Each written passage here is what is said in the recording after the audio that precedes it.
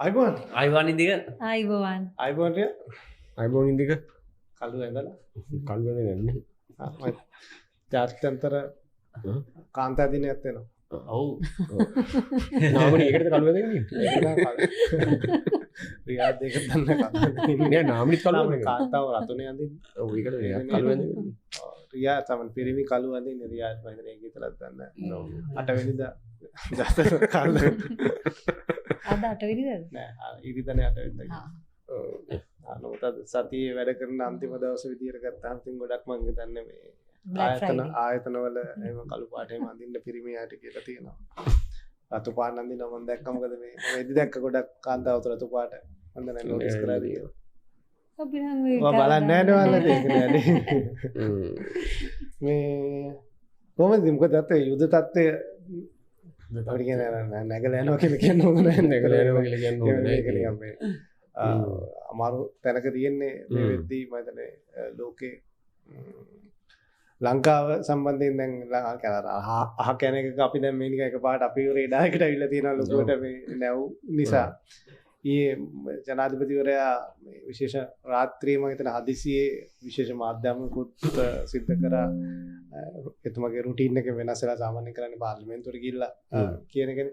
හැබැයි එතුමාගෙන් ඇහුවා ඇයි පාර්ලිමේන්තුවට හිටපු ගිහිල්ලා මාධ්‍යවේදියෙක් ඇහුවා ඇයි එහෙම කරේ පාර්ලිමේන්තුවට යන්න නැතුව මාධ්‍ය හමුවක් තිබ්බේ. ඒතකොට එතුමා කිව්වේ මේ අහන ප්‍රශ්න වලට උත්තර දෙන්න පුළුවන් කියන එක මාධ්‍යවේදියන්ට ඒක හොඳ අප්‍රෝච් එකක්. මාධ්‍යවේදියෝ ප්‍රශ්නත් ඇහුවොත් විනාඩි 45ක මේ කතාවක් මම හිතන්නේ ඉතාමත් හොඳ කතාවක් කියන්න පුළුවන්. මොකෝ දැන් ගොඩාක් දෙනා කිව්වනේ රජයේ ස්ථාවර ඉදිරිපත් කරන්න කියලා මේ යුද්ධය සම්බන්ධයෙන්. ඇත්තටම දැන් යුද්ධය සම්බන්ධයෙන් ස්ථාවරයක් ඉදිරිපත් කළ යුතු තැනක අපි නෑනේ. මොකෝ අපිට ඒ යුද්ධයක් නෙමෙයිනේ. අපි පාර්ශවයකුත් නෙමෙයි අපිට අදාළත් නෑ. නමුත් අපි ගොඩාක් දැක කියනවා විපක්ෂයෙන් ස්ථාවර ඉදිරිපත් කරන්න කියලා. ඉතින් ඒ ස්ථාවරේ මම හිතන්නේ ඊට කලිනුත් විදේශ අමාත්‍යාංශයේ යුද්ධය වෙන මොහොතේම දැම්මා.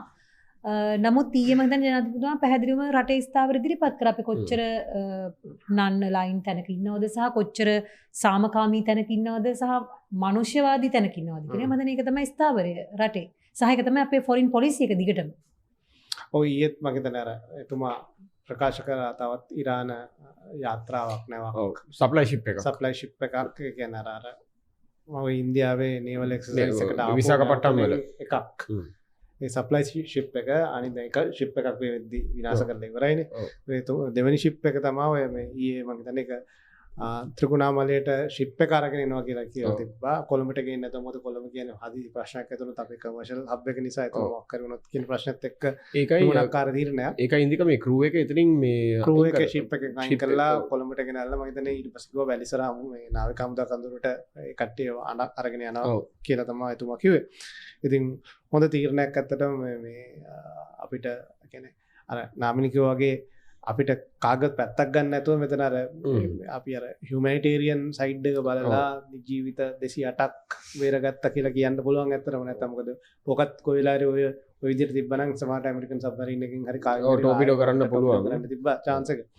ඉතින් මම හිතුවා දැක්ක විපක්ෂය ඒකට සම්බන්ධ වෙනුත් සෑහෙන චෝදනා කරලා තිබ්බා මුලින් මේ ළමයි හිටියා ළමයි ඉන්නා වගේ කතාවක් කියලා ළමයි 300 කියලා කොහොමද දැන් ගොඩබිමටදී ලොකු වෙලා ළමයි ටික මේ ළමයි 300ක් කියන එක මම දැක්කම අජිත් පී පෙරරා සහ එහෙම කීප දෙනෙක් මාධ්‍යවේදීන් කියලා හඳුන්වා ගන්න පිරිස් ලොකුවට කිව්වා ලොකුවට ඒක අරගෙන ගියා. ඒකට මම අර කැඩෙට්ස්ලා කියන අර්ථයෙන් වෙන්නදී එහෙම තේරුම් ගත්තේ පොඩි ළමයි කියලා. නෑ නේ ඇත්තට මේ වචනේ යෙදුවේ ළමයි කියලා යෙදුවේ ප්‍රශ්නයක් ඇති කරන අරමුණෙන් මේකත් කියන්න එපා. කැඩෙට්ස් හරි එතන කිව්වේ ළමයි ඉන්න වගේ වෙලාවක මේ තරම් මානුෂීය ස්වරූපයක් දරන වෙලාවකවත් ශ්‍රී ලංකාව දැන් කිව්වේ හොරගිවි දැන් අදහස් කරන්න උත්සාහ කරේ හොරගිවිසුම් තියෙනවා රටවල් එක්ක. එතකොට කලිනුත් දන්නවා මේව සිද්ධ වෙනවා ඇමරිකාවත් එක්ක තියෙන දේවල් හින්දා මේක රට ඇතුළට ගන්න නැහැ කියන එක තමයි අඟවන්න උමනාව තිබ්බේ. ඉතින් ඒ හින්දා තමයි ළමයි කියන වචනේ අපිට හරිම සංවේදී වචනයක්. සිවිල් ළමයි ඊට පස්සේ මම දැක්ක එක Facebook අර පෝස්ට් එකක අර මේ පවුලක් ඒක මම හිතන්නේ AI වලින් ජෙනරේට් කරපු එකක්. මොකක් හරි ඉතින් ඒ වගේ දේවල් ඇත්තටම හදන එක මං හිතන්නේ නැහැ කොයිතරම් අපි දේශපාලන වශයෙන් විරුද්ධ තැන්වල හිටියත් මේ වගේ ගෝලීය අර්බුදයක් තියෙනකොට ගෝලීය වශයෙන් යුද්ධයක් තියෙනකොට ඒ යුද්ධයට අපිට මැදිහත් වෙන්නවත් අදාළත්වයක්වත් මැදිහත් වුණොත් කරගන්න මේ ආයුධයක්වත් ඒ තාක්ෂණයට ටැලි වෙන ආයුධයක්වත් නැතුව ඉන්න වෙලාවක අපි වගේ චූටි රටක ඉන්න මිනිස්සු ඒ වගේ අර මේ තවත් ප්‍රශ්නය වැඩි කරලා සැක ඇති කරලා කුමන්ත්‍රණ න්‍යාය නැති කරලා ඒ වගේ කරන එකෙන් ඇත්තටම රටේ මිනිසුන්ට ලොකු අදාළත්වයක් නැහැ මේවා. හැබැයි වෙනත් රටවල් වල ඉන්න මේක අදාළ වෙන මිනිස්සුන්ට යම් මැසේජ් එකක් දීලා රට ජාතික වශයෙන් ප්‍රශ්නයකට ඇදලා දාන එක මං හිතන්නේ කුහකකම කියලා තමයි මට නම් පේන්න තියෙන්නේ. මේක තමයි නාමනේ දැන් අර පළවෙනි අර මේ ටර්පීඩෝ කරපු පළවෙනි නැව එතකොට කිව්වේ එලා මේ මොනාරි හොර කිවිසුමක් තියෙනවා කියලා තමයි කෙලින්ම නිකන් පාර්ලිමේන්තුවේ කිව්වේ. දැන් අර දෙවනි නෞකාව ගන්නකොට කියනවා කතාව මාරු කරලා තව එකක් කියනවා. ඒ කියන්නේ මෙහෙම ඉතින් අර විපක්ෂයේ හරි අර බදන්නේ මොන කියලා කියන්නද කියලා මට නෑ කියලා. ඒක පැතටික් මගේ මට ඒක නේ. ඒක නෑ පැතටික් වලටත් වැඩි මම නම් කියන හරි තක්කඩි විදියට හැසිරෙනවා කියන්නේ රට. කියන්නේ දේශපාලනය කරන කාර්ය දේශපාලනය කරන්න කිසි ප්‍රශ්නයක් නෑ. නමුත් ඒක අර කරද්දී දේශපාලනය කරන්න කමන්නේ මෙහෙම ඉතින් අර කියන්නේ විපක්ෂයටත් කාර්යයක් තියෙනවනේ. කාර්ය බලවත් තියෙනවා. ඒ කියන්නේ ඒගොල්ලෝගේ රෝල් එක නැති කරගන්න එකෙන් තමයි අන්තිමට වෙන්නේ. අන්තිමට වෙන්නේ විපක්ෂයේ ඉතින් අනේ මන්දන්නේ හරි it's a very sad කියන්නේ ඔපොසිෂන් එකක් මේ ලෙවල් එකට බහිනවා කියන්නේ. ඔය කියන්නේ ඇත්තටම ඒ කියන්නේ අර some issues අර දැන් මේ ආණ්ඩුව සම්බන්ධයෙන් විශේෂයෙන් ඔය පහුගිය නේද නාමිනි කිව්වේ පොඩි වැඩ කරන අය කියලානේ. පොඩි වැඩ දැන් පොඩි මානසිකත්වයේ පොඩි එහෙම අදහසක් අයි නේද ජනාධිපති ලඝු කරන්නනේ කිව්වේ. උසයි නැහැනේ. හුන්ඩු වැඩ අර AI සමිට් එකට ගියාට පස්සේ ජනාධිපතිතුමා අර වටේ හිටපු වෙනත් රටවල ඉතින් කොහොමත් යුරෝපියන් කන්ට්‍රීස් වල අයගේ බිල්ට් එක අපිට වඩා ඉතින් වෙනස් විදියකින් නමුත් එතන අර ජනාධිපතිතුමා අර අපි අර හැමෝම අත්උස්සර තිබුණානේ. ඒකේ ෆොටෝ එක අරගෙන මේ කොයි කෙනේ පෙනුමට ඒ ඔක්කොම දාලා පොඩි ජනාධිපතිවරයෙක් කියන එක පෙන්වන්න ගොඩාක් උත්සාහ කරා. හැබැයි ඉතින් අපිට පේනවා මේක අතිශය මේ කියන්නේ අපි කියන රාජතාන්ත්‍රික මට්ටමේ ලොකු වැඩක්. ඒ කියන්නේ ඇත්තටම අපිට යුද්ධයකට වැරදිලාවත් මැදිහත් වුණොත් අවශ්‍ය තාක්ෂණයක් ආයුධයක් සල්ලි මේ කිසි දෙයක් නැහැ. ආර්ථිකයත් රටේ කඩා වැටිලා නැගිටින ගමන් ඉන්න රටක්. ඒතර ඒ වගේ වෙලා කන්දක අපිට මේ ඉරාන යුද්ධය කියන එක අදාළත් නැහැනේ. මං කියන්නේ ඇත්තටම හිතුවොත් අපිට අදාළ නැහැනේ. ඒක ඉතින් ඒ වගේ එකකට අපිට කොහෙවත් ඉඳලා මැදිහත් වෙන්න සිද්ධ වුණාම චූටි රටක් විදියට කොයිතරම් පැත්තක් හිතලා නොවනද වැඩ කරන්නේ. සහ අනිත් අපි ගොඩක් තැන්වල අපි හැමතැනම වගේ ඩිපෙන්ඩන්ට් නේ. දැන් ගොඩක් තැන්වල ඩිපෙන්ඩන්ට්. අපි ওই වගේ තීරණයක් ගද්දී අනිවාර්යෙන් මම දන්නේ අපි අපිට ඔෆිෂියලි කවුරුත් ඊ ජනාධිපතිවරයා කියවෙන අනිවාර්යෙන් ඉන්දියාව වගේ රටක් අනිවාර්යෙන් කන්සල්ට් කරා ඇති. අපිට නේබරින් අපේ ජයන්. ඒකට අනිවාර්යෙන් ගොඩක් වෙලාවට ඇමරිකන් තානාපති කාර්යාලය හා සම්බන්ධකම් මේවා පාවිච්චි කරා ඇති. මොකද මේ අපේ වගේ රටක් ඔය වගේ තීරණ ගන්න ගියාම හරි කොම්ප්ලිකේටඩ් තීරණයක් නේ මේක දැන්. ඇත්තටම දැන් ගත්තොත් ඉන්දියාව පැත්තෙන් ගත්තොත් දැන් ඔය අපිට වැඩිය වගකීමක් මට හිතෙනවා මෙතනදී පෞද්ගලික මතය ඉන්දියාවට මෙතන තියෙනවා. මොකද ඔය නැව් තුනම ඉන්දියාවේ මිලාන් නාවික අභ්‍යාසයට ආපු නැව්. විසාකපට්ටම්. හරිද? එතකොට අපිට වැඩිය වගකීමක් ඉන්දියාවට ඔයදී ඔකලි තියෙනවා. තමන්ගේ වැඩකට ආපු නැව් තුනක් නේ. එතකොට මේ කට්ටිය ලංකාවේ එක්ස්ක්ලූසිව් ඉකොනොමික් සෝන් එකේ හිටියට ආර්ථික කලාපයේ හිටියත් අපිට වැඩිය වගකීමක් ඉන්දියාවට මම හිතන්නේ මේක මෙතනදී තිබ්බා. නමුත් ඉන්දියාව එතනදී මොන යම් හේතුවකට හෝ ඒකට මැදිහත් වීමක් සිදු කරේ නැහැ මෙතනදී. නමුත් ලංකාවේ තාම ප්‍රශස්ත විදියට ප්‍රශංසනීය විදියට මේ මැදිහත් වීමක් සිදු කරලා තමන්ගේ පැත්තට ඇත්තටම ලංකාවට රිස්ක් එකක් ගත්තානේ. රිස්ක් එකක් නැහැ කියන්න බෑ. රිස්ක් එකක් තියෙනවා. හැබැයි අපි අර ෆලෝ කරන්න ඕනේ ඉන්ටර්නැෂනල් කන්වෙන්ෂන්ස් ප්‍රොටෝකෝල්ස් ඒ ඔක්කොම ඒ කියන්නේ ඉන්ටර්නැෂනල් ෆලෝ කරලා තියෙන බව පේනවා. ඉන්ටර්නැෂනල් මෙරිටයිම් ලෝ එක තව එකක් තියෙනවා ඉන්දික මේ ඔකට කියන්නේ මේ මොකේ පැති තව පොඩි පැත්තක් තියෙනවා කියන්නේ මේ සාමාන්‍ය පළවෙනි ෂිප් එක කම්බැටන්ට් ෂිප් එකක් ෆ්‍රිගේට් එකක්. ඒ කියන්නේ ඒකට ආයුධ තියෙන ෂිප් එක මේක සප්ලයි ෂිප් එකක්. සාමාන්‍ය සප්ලයි ෂිප් එකක් මේ වගේ එම්බසි වලට කතා කරලා නෙගෝෂিয়েට් කරලා ඔක පොඩ්ඩක් අපේ භාෂාවෙන් කියනවනේ ෂේප් කරගන්න එක ලේසි. සප්ලයි ෂිප් එකක් නේ මේක. සප්ලයි ෂිප් එකක් කියන්නේ ඒක සාමාන්‍ය නන් කම්බැටන්ට් ෂිප් එකක්. ඉතින් මම හිතන්නේ ඔක්කොම කන්සිඩර් කරලා සාමාන්‍ය ආණ්ඩුව මේක මම හිතන්නේ කැරි අවුට් කරපු විදිය ඇත්තටම හොඳයි. ඒ කියන්නේ හරි ස්ට්‍රක්චර්ඩ් විදියට කරලා තියෙන්නේ ඒක. කාවත් සාමාන්‍යයෙන් කියන්නේ කාවත් අර අවුල් කරගන්න නැතුව හරි ඩිප්ලොමැටික්ලි මේක කරලා තියෙන්නේ. නෑ ඇත්තටම කියන්නේ මොන යුද්ධයකදී වුණත් මනුෂ්‍ය ජීවිත නැති වෙනවා කියන එක මනුෂ්‍ය ජීවිතයට බේර ගන්න පුළුවන් කියන එක ඒක අපිට අදාළ නෑ. ඒක ඉරාන්ද ඊශ්‍රායල්ද නැත්නම් වෙන රටක්ද කියන එක අදාළ නෑ. මනුෂ්‍ය ජීවිත බේර ගන්න පුළුවන් නම් අපිට අර අපි කියන්නේ අපිට පෙනිපෙනී කවුරු හරි අපිට බේර ගන්න පුළුවන් නම් අපි ගිහලා බේර ගන්න වෙනවනේ. අනිවාර්යෙන් බේරගත යුතුයි. ඒක තමයි මිනිස්සෙක් විදියට යුතුයකම. ඉතින් ඒක යුතුයකම මම හිතන්නේ හොඳයි. ලෝකෙට මේක පෙන්නවා ලංකාව කියන්නේ අර ඔය පොඩි කියලා බ්‍රෑන්ඩ් කරන්න හිතන අයට මේක සෑහෙන ලොකු වැඩක් කියලා තේරෙන්න ඕනේ. ශ්‍රී ලංකාව කියන රටේ තියෙන මූලික වටිනාකමක් නේ. ඇත්තටම ඒක මංහිතන්නේ අපි හැදෙන විදියෙන් අපි පොඩි කාලේ ඉඳන් අපේ පරම්පරා ගානක ඉඳන් අපි එහෙම මිනිස්සෙක් කරදරයකට වැටෙන්න දෙන්නේ නැහැ. වැටුනහම බේර ගන්නවා. මේ ඒ වගේ අපි ජාතියක්. ඒක තමයි මම හිතන්නේ ශ්‍රී ලාංකිකයෙක් වීමේ තියෙන මූලික එක වැලියු එකක්. ඉතින් මේ වැලියු එක තමයි අපි තුලින් එළියට ආවේ මේ වෙලාවෙත්. ඉතින් ඒක මේ අර ලෝකෙටම කියාපානවා ශ්‍රී ලාංකිකයන් කියන්නේ කවුද කියලා. ඉතින් මං හිතන්නේ අර අපිට අපිව බ්‍රෑන්ඩ් කරන්න මේ වගේ අවස්ථාත් හරි වටිනවා. අපි කොහොමද ලෝකේ අපි අපේ නම සනිටුහන් කරන්න කියන එක සම්බන්ධයෙන්. ඉතින් නාමයට මතක් වුණොත් ඇවිල්ලා මේ දෙවන ලෝක යුද්ධයට පස්සේ ජපානයේ අර ජයවර්ධන ඒ කාලේ මං හිතේ හිටපු මුදල් ඇමතිනේ ගිල්ලර ජපානය කරන්න ස්පේමස් පීච වෛරෙන් වෛර සංසිදය කියල ඉති ඒකින් සෑන්න ඒ ඇතිකරපු ගුඩ්ඩිල්ල අද තියෙනවා එකන මේ ජපාන කියන ශ්‍රයින්න කත්තිනවා කියෙන යාගෙනම ඇලිතින් කෙන ඒ ලෙවල් එක තමයි අපි ඇත්තට මේ යන්න ඕනේ රටක් හැටියට කෙන ගලෝබල් රෙකඩ්නිශන කෙන්නේ ඕගේ හොඳ වැඩක් කරන්නකොට එකන ගලෝබල් රෙකග්නිෂන් එක එන්නේ සමහරලාවට ජනාධිපතිවරයා අඳින විදියෙන්වත් කොච්චර උසයිද මහතයිද කියන එකෙන්වත් කොච්චර හොඳ වටින ඇඳුම් අඳිනවද කියන එකෙන්වත් එහෙම නෙමෙයි සහ කොච්චර ෆ්ලුවන්ට්ලි ඉංග්‍රීසි කතා කරනවද කියන එකෙනුත් නෙමෙයි මොකද භාෂාව කියන්නේ භාෂාවන එක පැත්තකට ගත්තොත් කොහොමද අපි sannivedanaya කරන්නේ සහ මේ වගේ වටිනාකම් වලින් ඉතුරු කරන ලෙගසි එක. බ්‍රාහ්මණයද වසලයද එන්නේ කියන දේවල් වලින් මේ කරන දේවල් වල ඉන්නේ. දැන් අර හුණ්ඩුවේ කතාව දැන් අපිට ඒ ගැන කතා කරන්න උනේද අපි අදනේ හම්බෙන්නේ.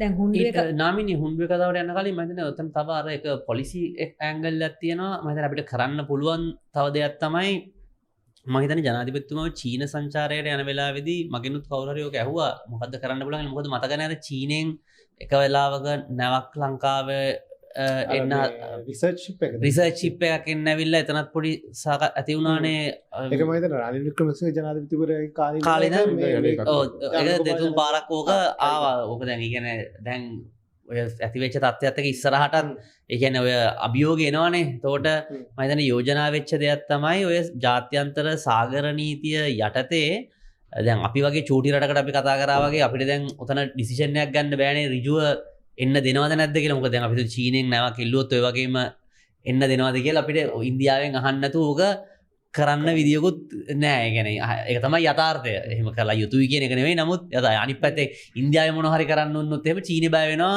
මේකෙන් එන්නේ මිලිටරි ඩේටා ගන්නද ස්කෑන් කරන්නද කියලා. ඒතකොට යෝජනා වෙච්ච එකක් තමයි ඉන්ස්ටිටියුෂන් එකක් හදලා. ඒ කියන්නේ අපෙත් රිප්‍රසන්ටේෂන් එකක් තියෙනවා. ඒතකොට එන ඕන නැවකට ඒගොල්ලොන්ට ඒ වගේ මොන හරි ඒ කියන්නේ ඒ යුනිට් එකට ගිහිල්ලා ඉන්ස්පෙක්ට් කරන්න පුළුවන්. මේක අර කොන්සෝටියම් එකක් වගේ. ඒ කියන්නේ එතකොට ඔය වගේ රික්වෙස්ට් එකක් ආවම හරි ප්‍රශ්නයක් නැහැ. මෙන්න අපි හතර පාර්ශවයෙන්ම ඉන්නවා. මෙතන චීනය, ජපානය, ඉන්දියාව, ලංකාව කියලා මේ පොලිසි ෆ්‍රේම්වර්ක් එකක් හැදීම පිළිබඳව සාකච්ඡාවක් තිබුණා. මම හිතන්නේ ජනාධිපතිතුමා චීනට යද්දී, ඉන්දියාවට යද්දී එතකොට මේ ප්‍රශ්නේ අපිට ඒ කියන්නේ ජාත්‍යන්තර අර භූදේශපාලනේ අප්සෙට් කරගන්න නැතුව කරගන්න පුළුවන් ෆ්‍රේම්වර්ක් එකක්. මම හිතන්නේ අපි අර හිතන්න ඕනේ ගොඩක් වෙලාවට පොලිසි පැත්තෙන් ඒ වගේ ෆ්‍රේම්වර්ක්ස් කියන ටිකක් අපි හිතන්න ඕනේ. මොකද දැන් මේක ඉස්සරහටත් ආවොත් එහෙම මේ දැන් මේක ආවට පස්සේ රියැක්ට් කරනවට වඩා එන්න කලින්ම මේක තමයි අපේ ප්‍රොසීජර් එක. මොකද ප්‍රොසීජර් එකක් නැති වුණාම ප්‍රශ්න වැඩි වෙන්නේ. අපි එන්න කිව්වා අපි දන්නේ කියලා. ඒක නිසා මම හිතන්නේ ඒක තමයි ඊළඟ ස්ටෙප් එකේ අපි හිතන්න ඕනේ. ඒ කියන්නේ දැනටවත් ටිකක් මම හිතන්නේ අපි කාලයක් ඉඳන් ඕක දැන් ඔය කතාව තියෙනවා. නමුත් පොලිසි පැත්තෙන් මම හිතන්නේ ඕකේ ගණිතේ ගොඩක් කට්ටිය සමහර කට්ටිය මන් දන්නේ පොඩ්කාස්ට් එක කතා කරාද කියලා මුහුදු සීමාවෙත් ඒ කියන්නේ දැන් මුලින්ම හිතුවනේ මේක ලංකාවේ මුහුදු සීමාව කියලා. මම හිතන්නේ මුහුදු සීමාවලත් අර කැටගරිස් තියෙනවා. එකක් තමයි මම ඒක හරියටම නම මට මතක නැහැ. ඒ කියන්නේ දැන් ලංකාවේ වේරළ ඉඳලා ඒ කියන්නේ අපේ ලෑන්ඩ් බෝඩර් එකේ ඉඳලා නෝටිකල් මයිල්ස් කීයද 12ක් යනකම් ඒක අපේ භූමිය ලෙසම තමයි කරගන්නේ. ටෙරිටෝරියල් වෝටර්ස් ඊට පස්සේ තියෙන ඒක එක්ස්ක්ලූසිව් ඉකොනොමික් සෝන් එක තියෙනවා. මම හිතන්නේ එතන මැදක් තියෙනවා ටෙරිටෝරියල් වෝටර්ස් එක්ස්ක්ලූසිව් ඉකොනොමික් සෝන් එක අතර තමයි මැද කැලලක් තියෙනවා. ඒකෙදි ඉමිග්‍රේෂන් කරන්න පුළුවන්. ඔව් කස්ටම්ස් ඉමිග්‍රේෂන් කරන්න පුළුවන්. එතනින් එහාට ඔය තියෙන කෑල්ල මොනවා හරි ඉකොනොමික් ඇක්ටිවිටි එකක් කරනවා. මාළු මාන්න හරි තෙල් කනින්න හරි ඔව් ඒ කියන්නේ මේ ගෑස් ඔයිල් එහෙම මේ අමුණත් ඒවා අපිට හම්බුනොත් ඔය ටික අපේ ඉකොනොමික් ඇක්ටිවිටි කරන්න පුළුවන් සෝන් එකේ. ඒ කියන්නේ නැවකට යන්න ඉන්ටර්නැෂනල් නැවකට යන්න අපෙන් අවසර ගන්න අවශ්‍යතාවයක් නැහැ. මම හිතන්නේ නැත්තම් අර මේ මුහුදු සීමාව කොහොම සමහර හිතනවා ඒක මොකද්ද කියලා මම හිතන්නේ නෑ. අතන මම දරනත් ඔය කිව්වේ මොකද නැරටිව් එකක් බිල්ඩ් අප් කරන්න නැතුව ගොඩක් දෙනෙක් මේක මේ ලංකාවේ අර අපි කියන ටෙරිටෝරියල් වෝටර්ස් එක ඇතුලේ උනේ කියලා. يعني කොහොමද ඇමරිකන් සබ්මරීන් එකක් ඇවිල්ලා මේ මෙහෙම නැවකට ගහන්න අපේ ටෙරිටෝරියල් වෝටර්ස් ඇතුළේ කියලා. හැබැයි ඉතින් මතක තියාගන්න ඇමරිකාවට උමනාවක් තියෙනවා නම් ඒක කරන්න පුළුවන්. මොකද පාකිස්තානයේ ඇතුළට ඇවිල්ලා ඇබුතාබාද් වල තමයි බින් ලාඩන් ඇවිල්ලා මැරුවේ. හරිද? එතකොට එතන එහෙම බැලුවොත් පාකිස්තානයේ අහලා කරපු වැඩක් නෙමෙයි. කෙලින්ම මදුරුව ගිහිල්ලා උස්සගෙන මේ අර දැන් මේ යන විදියට ඇවිල්ලා මයිට්‍රීස් රයිට් එකක් නෙදියෙන්නේ. ඕන්නම් කරන්න පුළුවන්. නමුත් මෙතන එහෙම දෙයක් නෙමෙයි වෙලා තියෙන්නේ. අනිවාර්යයෙන් මේක ඉන්ටර්නැෂනල් වෝටර්ස් වල තිබිලා තියෙනවා. ඒක මම හිතන්නේ ඇමරිකාවේ මම දැක්ක මේ පීටෙක්ස් කියලා දෙනවා. ඇමරිකාව විතරක් නෙමෙයි ඇමරිකාව විතර නෙමෙයි ඉරානයත් පිළිගන්නවා. ඔව් ඉරානයත් පිළිගන්නවා. ඒ කියන්නේ ගහපු කෙනාත් ගැසීමට ලක් වූ කෙනාත් දෙන්නම පිළිගන්නව නම් ඒක තිබුණ ඉන්ටර්නැෂනල් වෝටර්ස් වල කියලා. මම නාමල් රාජපක්ෂ පිළිගන්නේ. මේ ඉතින් ඒක එහෙමදී ලංකාවේ කෙනෙක් එක ප්‍රශ්නයක් කරන එක ඉතින් ලංකාවට කොච්චර සාධාරණයි. හැබැයි මේ දනා කියපු පොයින්ට් එක මාර ඉන්ටරෙස්ටිං කියලා මට හිතෙනවා. ඒ කියන්නේ මේ මොකද දැනටත් මේ වෙද්දිත් මූද සම්බන්ධයෙන් සෑහෙන නීති ප්‍රමාණයකුත් තියෙනවා, කන්වෙන්ෂන් ප්‍රමාණයකුත් තියෙනවා, රටවල් හදාගත්ත ඒවාත් තියෙනවා. මේක UN එකේ චාටර් එකේ කලාපීය වශයෙන් හදාගත්ත ඒවා තියෙනවා, UN එක ඇතුළේ හදපු ඒවා තියෙනවා. ගොඩක් දේවල් තියෙනවා. ඒතන අපිට ඇත්තටම දනා කියපු පොයින්ට් එක මාරු. ඒ කියන්නේ මේකේ තියෙන ජියෝපොලිටික්ස් ටිකක් කන්සිඩර් කරන්න වෙනවා. මේ දැන් අර වගේදී ගොඩක් වෙලාවට ජියෝපොලිටික්ස් වලට වැඩිය වෙන දේවල් කන්සිඩර් කරලා තියෙනවා. ඒතර මේ ජියෝපොලිටික්ස් කන්සිඩර් කරලා ඇත්තටම එහෙම එකක් හදාගන්න පුළුවන් නම් වටිනවා. මම හිතන්නේ ඉස්සරහට මේ මම හිතන්නේ ඒක වටිනවා වගේම තමයි ඒක හරිම චැලෙන්ජින්. මොකද මේ රටවල් එකක්වත් අනිත් පැත්තට ගත්තොත් දේශපාලනිකව ඔවුන්ගේ වෙළඳ අභිප්‍රායන් ගත්තත් ඔවුන්ට පැතිරෙන්න ඕන ආකාරය ගත්තත් ලෝකේ ඔවුන්ට එකඟතාවයකට පත්වීමට හැකියාවක් නැතිකම තමයි මේ ප්‍රශ්න වලට මුල එක පැත්තකින්. ඒතර ඒ රටවල් දැන් මේ අපේ කලාපය ගත්තොත් අපිම චීනය ඉන්දියාව අපි ඇතුළුව ඕකනේ විශාල ප්‍රශ්නයක් අපිට තියෙන්නේ. එහෙම අපි රීජනලි මොකක් හරි එක ඉන්ස්ට්‍රුමන්ට් එකක් හදා ගන්නවා කියන එක චැලෙන්ජින්. හැබැයි මම හිතන්නේ අපි ඒකට වැඩ කළ යුතු දෙයක්. ඉතින් ඒකෙදිත් බාගේනින් පවර් එක ඔෆ් කෝස් අපි මතක තියාගන්න ඕනේ ඉන්දියාවට සහ චීනයට වැඩි. ඉතින් කුඩා රටක් වීමේ තියෙන අවාසිය තමයි අපිට බාගේන් කරන්න තියෙන පවර් එක අඩු එක. හැබැයි කිසිම වෙලාවක මතක තියාගන්න හොඳ නෑ අපිට බාගේනින් පවර් එක අඩුයි කියලා අපිට අවාසිදායක ක්ලෝසස් වලට අපි යන්න හොඳ නෑ. අන්න ඒ වෙයිදි තමයි මම හිතන්නේ රටක් වශයෙන් අපි වැඩ කරන්න ඕන අපිට අවාසි සහගත නොවන ක්ලෝසස් ඒ වගේ දේවල් වලට ඇතුළත් කරගන්න හෝ කර නොගෙන සිටීමට. ඒකට තමයි විදේශ ප්‍රතිපත්තිය සහ විශේෂඥභාවය වගේ දේවල් වැදගත් වෙන්නේ. මෙතනෙත් තමයි හිතන්නේ අපි කියන්නේ think ahead කියලා කියන්නේ. කියන්නේ දැන් ගොඩක් වෙලාවට අපි මැනේජ් කරන එකනේ කරන්නේ. මැනේජ් කරන එකට කලින් අපි අර ඉස්සරහ ගැන හිතන්න ඕන thinking එක එන්න ඕන මෙතනදී. කියන්නේ දැන් අපි proactive විදියට මොකද අපිට තේරෙන්න ඕන දැන් ඉවෙන් වගේ මෙතන කේස් එකක් එන්න නියමිතයි කියලා. ඒ කියන්නේ දැන් නෙවෙයි අනිත් ඒක වෙන්න කලින් negotiate කරගන්න එක negotiation table එකේදී ලේසි. දැන් මේක උනාට පස්සේ අපි අද්දි ටිකක් දැන් දන්නවනේ හැමෝම දන්නවා මේ international waters වල මේක වෙච්ච නිසා තමයි ලංකාව දැන් මේකට approach කරන්න කියලා. ඊට කලින් මේ රාමුව ගහන එක තමයි අපි හිතන්න ඕන. හැබැයි ඒක අර දැන් ඔය ඇත්තටම නැගෙනහිර පර්යන්තයේදීත් ඔය කතාව යම් සිදුරකට ආවනේ. නැගෙනහිර පර්යන්තයේදී මුලින්ම ඔක බිට් කරද්දි කන්සෝර්ටියම් එකක් විදියට try කරේ ඉන්දියා, ජපාන්, මම හිතන්නේ US හරි තව ප්‍රයිවට් සෙක්ටර් එකයි ලංකාවේ රජයයි ඔක්කොම එකතු වෙලා try කරෙත් ඔය තියෙන ජියෝපොලිටිකල් සෙන්සිටිවිටි එක චයිනා වලට ඔල්රෙඩි ඩීප් ටර්මිනල් එකක් තියෙනවා. එතකොට මේක ඉන්දියාව වලට විතරක් දෙන්නත් බෑ, චයිනා වලට විතරක් දෙන්න බෑ. එතකොට ඩීප් පෝට් වල මොනොපොලි එකක් එනවා. මේ ඔක්කොම ටික ඉතින් අර ඒ වගේ ස්ට්‍රක්චරලි චුට්ටක් හිතන එකක් අපි කරන්න ඕන. අනිත් එක මේ ගත්තොත් දැන් ඔය මැරිටයිම් මේක ගත්තොත් සාමාන්‍යයෙන් මේ 1982 තිබ්බ ෆෝක්ලන්ඩ් යුද්ධේ. ඒ කියන්නේ බ්‍රිතාන්‍යයයි ආජන්ටීන ෆෝක්ලන්ඩ් කියන දූපතට ගහගත්තා. එතකොට බ්‍රිතාන්‍ය ඊට පස්සේ ඒගොල්ලන්ගේ ආමාඩ එකක් එව්වනේ. තැචර් ජන මේ අගමැතිතුමිය. එතකොට මේ බ්‍රිටිෂ් ෆ්ලීට් එක ආපු වෙලාවේ ඒගොල්ලන් දැම්මා. ඒක මම කියන්නේ මේ අර යුද්ධයක් යනකොට ඔය තියෙන සමහර මේවා වෙනස් වෙනවා. ඒගොල්ලන් දැම්මා මේක සම්බන්ධ 70ක්ම 200ක් ඇතුලේ මොන නැවකටවත් එන්න බෑ කියලා. ඒ කියන්නේ මිලිටරි එක්ස්ක්ලූසිව් සෝන් කියලා එකක් හැදුවා. ඒක ඇතුළේ මොන හරි ප්ලේන් එකක් හරි සබ්මරීන් එකක් හරි සර්ෆස් වෙසල් එකක් හරි ආවොත් ඒගොල්ලන් කිව්වා ඒගොල්ලන් ඇටැක් කරනවා කියලා. ඉතින් අර යුද්ධයක් ඇක්ටිව් වෝ එකක් යනකොටත් අර ඉන්ටර්නැෂනල් ලෝස් තියෙන ඒවා ඉතින් සමහර ඒවා දිය වෙලා යනවා ඉතින්. ඉතින් මෙතන එහෙම ප්‍රශ්නයක් තිබ්බේ නැහැ. මේක නිකන් නෝමල් මේකක් තිබ්බේ. ඉතින් අර අපේ භාෂෙන් කියනවනේ අර විපක්ෂ ෆුල් try කරා මේක අර ඉංග්‍රීසි වලින් කියන්නේ මේකින් a mountain out of a molehill කියලා.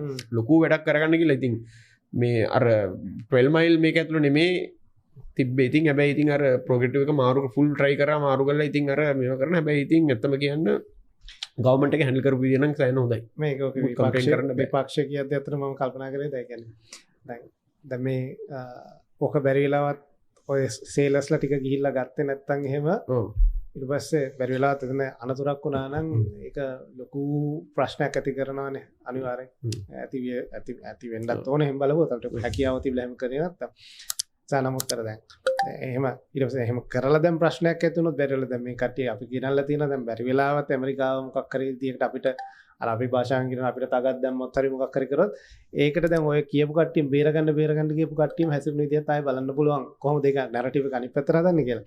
මේ ඉන්ටරෙස්ටිං මේ සෝෂල් මීඩියා කමෙන්ට්ස් එකක් තියෙනවා මම මේ අද උදේ නිකන් ස්ක්‍රෝල් කරද්දි දැක්කා. මේ දැන් මේ ලංකාවේ මේ සාමාන්‍ය පුරවැසියන් වෙන කවුරුත් නෙමෙයි. දැන් මේ නැවේ අය ගෙනාවනේ. දැන් මේ කියන කතා ඒ නැවේ අයට කැම බීම දීලා යවන්න ලංකාවට වද්දා ගන්න නම් එපා. නැත්තම් ඊට පස්සේ රිෆියුජි ඇප්ලයි කරයි. මොකද ඒ ළමයිනුත් ළමයි කතා ඒ ළමයිනුත් කවදා හරි ලොකු වෙනවා. ඒ ළමයි ලොකටම ඔයාගේ මගේ ළමයි වගේ නෙවෙයි. තව එකක්. දැන් නම් අන්තවාදී මානසිකත්වයේ තියෙන උන් ඇත්තේ ළමයි කිව්වට වයසින් ළමයි වෙන්න ඇති. ඒත් හිත වලින් බ්‍රේන් වොෂ් කරලා ඇත්තේ මූකුරාගේ ලෝකේ කාලා වතුර බීපුව. ඔන්න ඔය වගේ කියන්නේ මේ තව මේ මම කියවන්න පුළුවන් ඒවා. නමුත් හරිම ටොක්සික් ලෙවල් එකේ සමහර කමෙන්ට්ස් තියෙනවා. මේක කියවල දැන් හෙට අනිද්දා වෙද්දි බලන්න දැන්ටම මම හිතන්නේ කට්ටියක් ලෑස්ති වෙයි. දැන් මේ අර මේ ගත්ත සේලර්ස්ලා ටික මේ පුළුවන් තරම් ඉක්මනට රටින් යවන්න හෝ නැත්නම් ඒක ප්‍රශ්නයක් වෙනවා කියලා අර උතන තියෙනවනේ අර අපි යන ජාතිවාදීකුත් තියෙනවනේ. ඔව්.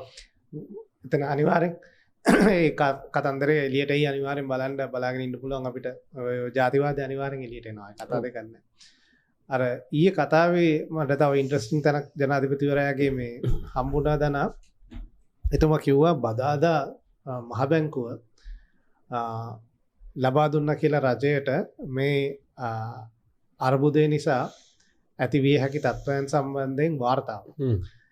වැඩි විස්තර කිව්වේ නැහැ. නමුත් ඔහු කිව්වේ ඉම්පැක්ට් රිපෝට් එකක් තත්ත්ව තුනක් යටතේ ඒ කට්ටිය වාර්තාව සපයලා දීලා තියෙනවා කියලා. ඒ කියන්නේ මේ පවතින තත්ත්වය දැනට මේ තියෙන ස්ටේටස් කෝ එක තව ටික කාලයක් කන්ටිනියු වුණොත් මොන වගේ තත්ත්වයක්ද ලංකාවේ ආර්ථිකයට සහ විශේෂයෙන්ම ආර්ථිකයටත් වැඩිය මම හිතන්නේ මේ අර මූල්‍ය පද්ධතියට මොන වගේ බරක් එයිද කියන එක මහ බැංකුව කියලා තිබ්බා. ඊගාවට දෙවෙනි තත්ත්වය තමයි මේක ටිකක් එස්කැලේට් වුණොත් එතකොට මොන වගේ තත්ත්වයක්ද තියෙන්නේ කියලා. ඊට පස්සේ වර්ස්ට් කේස් සිනාරියෝ එක බිල්ඩ් අප් කරලා තිබ්බා. මම හිතන්නේ එතුමා කියපු විදිහට වර්ස්ට් කේස් සිනාරියෝ එකකත් කොහොමද මූල්‍ය පද්ධතියට කොයි විදිහ බලපෑමක් තියෙන්නේ කියලා. ඒ එක්කම එතුමා කිව්වා තව මේ ලංකාවේ ෆයිනෑන්ස් මිනිස්ට්‍රි එක මුදල් අමාත්‍යාංශය මේ විදිහ වාර්තාවක් කරමින් ඉන්නවා කියලා මේ අර අපි කියන්නේ මේ අපේ සාර්වාර්ථිකය සහ අනිකුත් කාරණාවලට කියන අපේ එදිනදා ජීවිතයට බලපාන දේවල් සම්බන්ධයෙන් මොන විදිහේ බලපාමක් ඇති වෙයිද කියන එකට සම්බන්ධයෙන් වාර්තාවක් කරමින් ඉන්නවා කියලා. ඒකත් මම හිතන්නේ හෙට අනිද්දා වෙද්දී ඒක කම්ප්ලීට් කරලා හම් වෙන කතාවක් කිව්වේ. මොනවද ඇත්තටම දනාද කියන්නේ මේ දැන් ඉමීඩියට්ලි දත් අපි කතා කරා කියන්නේ අපි දන්නවා මැද පෙරදිග ගත්තොත් මිලියන එකමාරක වගේ ලංකාවේ අපි කියන්නේ මේ විදේශගත ශ්‍රමිකයෝ ඉන්නවා. ඔවුන්ගේ බිලියන 7ක් විතර අවුරුද්දකට අපිට ප්‍රේෂණ විදියට හම් වෙනවා. ඒට අමතරව ඔය අපි කියන මිඩල් ඊස්ටර්න් කැරියර්ස් තමයි ලංකාවට වැඩිපුරම මේ ටූරිස්ට්ලා ගේන්නේ. ඉතින් ඒවා එතන ප්‍රශ්නයක් ටූරිසම් පිළිබඳ ගැටලුවක් ඇතිවීමේ හැකියාවක් තියෙනවා.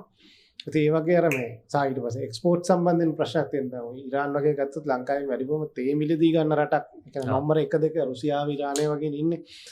එතකොට එතන ප්‍රශ්නයක් ඇති වෙන්න පුළුවන්. ඊගාවට සමස්ත ලෝකෙම ගත්තොත් දැන් මේ යුද්ධයක පැටලෙන වීම නිසා ඩිමාන්ඩ් එකේ පොඩි අඩුවීමක් ඇතුලේ ඊගාට සප්ලයි චේන්ස් ප්‍රශ්න එන්න පුළුවන්. ඒ වගේ ගොඩක් එන්න පුළුවන් ලංකාවේ ආර්ථිකයට මේ ප්‍රිමැචුවර් වෙන්න පුළුවන්. නමුත් අපි මොන විදියටද මේකට ලෑස්ති වෙන්න ඕන සහ මොන වගේ ප්‍රශ්න ඇති වෙයි කියලා එහෙම අදහසක් අනිවාර්යෙන් කල්පනා කරලා ඇති. මුලින්ම අපිට දැන් යුද්ධේ ඉස්සරහට මේක ගොඩක් තීරණය වෙන්නේ ඉන්දිය කිව්වාගේ කොච්චර දුරට මේක ඇදෙයිද කියලා. මේ රට පැති දෙක ගන්න ස්ට්‍රැටජිස් දෙක තමයි ඉතින් දැනට පේන විදියට තියෙන ඇමරිකාවට මේක ඉක්මනට ඉවර කරගන්න අවශ්‍යයි. කළා ස්ට්‍රේට් ඔෆ් හෝමුස් එක යුද්ධ කරගන්න අවශ්‍යයි. අනිත් පැත්තෙන් ඉරානයට තියෙන්නේ මේක පුළුවන් තරම් දිග්ගස්ස ගන්න පුළුවන් තරමට ඒගොල්ලොන්ට ඇමරිකාවට බලපෑම් කරගැනීමේ හැකියාව තියෙනවා. ඒක මම දැක්කා ඉරානය කියලා තිබ්බා ස්ටේට් ඔෆ් හෝමුස් එකේ එන ඕන එකකට ගහනවා කියලා. ඔව්. මේ අරින්න දෙන්නේ නැහැ. දෙන්නේ නැහැ කියලා. ඒක මේක ඉතිහාසයේ පළවෙනි වතාවට තමයි මේ මොකද ඔය ගොඩක් මේ පිටරට ජියෝපොලිටිකල් channels වල බලුවොත් ඔය මේ හෝමුස් සමුද්‍ර සංධිය ගැන ගොඩක් ඒවා කළා තියෙන හැබැයි ඒ කියන්නේ පළවෙනි වතාවට තමයි මේක වැහගෙන වහලා තියෙනවා නිකන් අවදානම් ඇවිල්ලා තියෙනවා නමුත් මේක වහලා කියලා ඇවිල්ලා තියෙන්නේ මම කියවපු විදිහට නිකන් ඉතිහාසයේ කියන ඔය කැනීම් වලට සමහර යුද්ධමය කාලවලදී ඇවිල්ලා තියෙන අර නිතරම කියලා තියෙනවා මේක වහනවා එහෙම දෙන්නේ නැහැ කියලා නමුත් මේ ෆස්ට් ටයිම් තමයි මේක මේ ටිකක් කියන්නේ තෙල් බැරල් මිලියන 20ක් දවසකට හොමුස්ස කරා යනවා කියලා. හැබැයි රෂියන් ටැන්කර්සුයි චයිනීස් ටැන්ක කෙනෙක් නැව්වලට මේ ඉරානයේ ගිහිල්ලා රජය ගිහිල්ලා තියෙනවා ඒගොල්ලන්ට යන්න දෙනවා කියලා.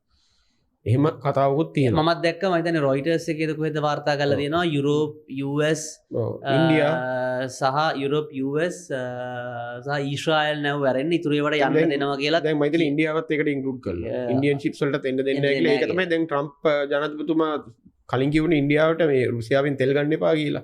දැන් කියලා දෙනවා මාසයක් කාලයක් දෙනවා රුසියාවෙන් ඕන තරම් ගන්න කියලා. ඉතින් මම හිතන්නේ ඕවා තමයි ඉතින් අර තියෙන ජියෝපොලිටික්ස් වල. ඉතින් ලංකාවට වෙන පළවෙනි දේ තමයි දැන් ඔය තෙල් එක්කම සම්බන්ධ වෙලා තියෙන තව ප්‍රොඩක්ට් කැටගරීස් ගොඩක් තියෙනවා.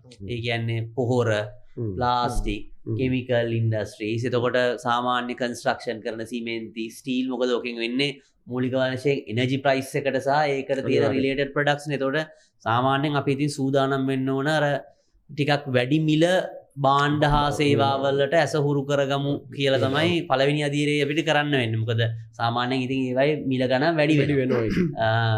එතකොට ඒකට අනුකූල වෙන විදියට පරිභෝජනය යම්කිසි ප්‍රමාණයකට කපා හරිනවා. දැන් අපි රුණත් තෙල් රුපියල් 10කින් 15කින් 20කින් වැඩි වුණොත් එහෙම අපි කොහෙන් හරි ඔක කපන්න එපා. තෙල් වලට යන වියදම තෙල් වලට වැඩිපුර රුපියල් මාසයකට 2000ක් යනවා නම් ඒ 2000 වෙන කොහෙන් හරි ඉතුරු වෙන්න එපා. ඒ කියන්නේ ඉම්පෝර්ටඩ් බටර් එකේ මිල වැඩි වෙද්දී ලංකාවේ බටර් එකේ මිලත් වැඩි වෙන්නේ. අනේ මේ ඔව් ඉතින් ඒක නිසා හදන බටර් එකේ ඔව් ඒක ඉතින් සාමාන්‍ය දෙයක් නේ ඉතින්. මම වීඩියෝට කිව්වේ මට තේරෙනවා ඉතින් ඉතින් අනිවාර්යෙන් වෙනවා. ඉතින් ඒක වීඩියෝට කිව්වත් නැති වුණත් ඉතින් සාමාන්‍ය ඉතින් ආර්ථික ඉකොනොමික්ස් ෆන්ඩමෙන්ටල්ස් වලට වෙන දෙයක් ඉතින් ඒක. ඔව් මේක නිසා මිල වැඩිවීමට ඇස හුරු කරගන්න වෙනවා එක. දෙවැනි එක තමයි ඉතින් දෙවැනි අදියරේදී අර අපි කියපු පළවෙනි මට හිතනවා හූමු සමුද්‍ර සංධිය විවෘත වුණත් සමහර වෙලාවට ඒ මිල වැඩි තත්ත්වය ටික කාලයක් යනකම් තීවීමට අවදානමක් තියෙනවා කියලා. ඒ කියන්නේ දැන් අපි හිතමුකෝ විවෘත කරා කියලා. අපි දැන් නැව් අයිතිකාරයන්ගේ පැත්තෙන් බැලුවොත් එහෙම ඒ මිනිස්සු බයනේ දැන් ඒ නයි හිතන්නකෝ මේ අපිට අයිති කියලා. අපි කැමතිද කවදාවත් ඔහොම මේ බෝම්බ ගහද්දි මිසයිල් ගහගනිද්දි අපේ නෑම කොතනින් යවන්නේ අපි කල්පනා කරන මාර වැඩක් වෙන්නේ නන්නත්තරනවා කියලා.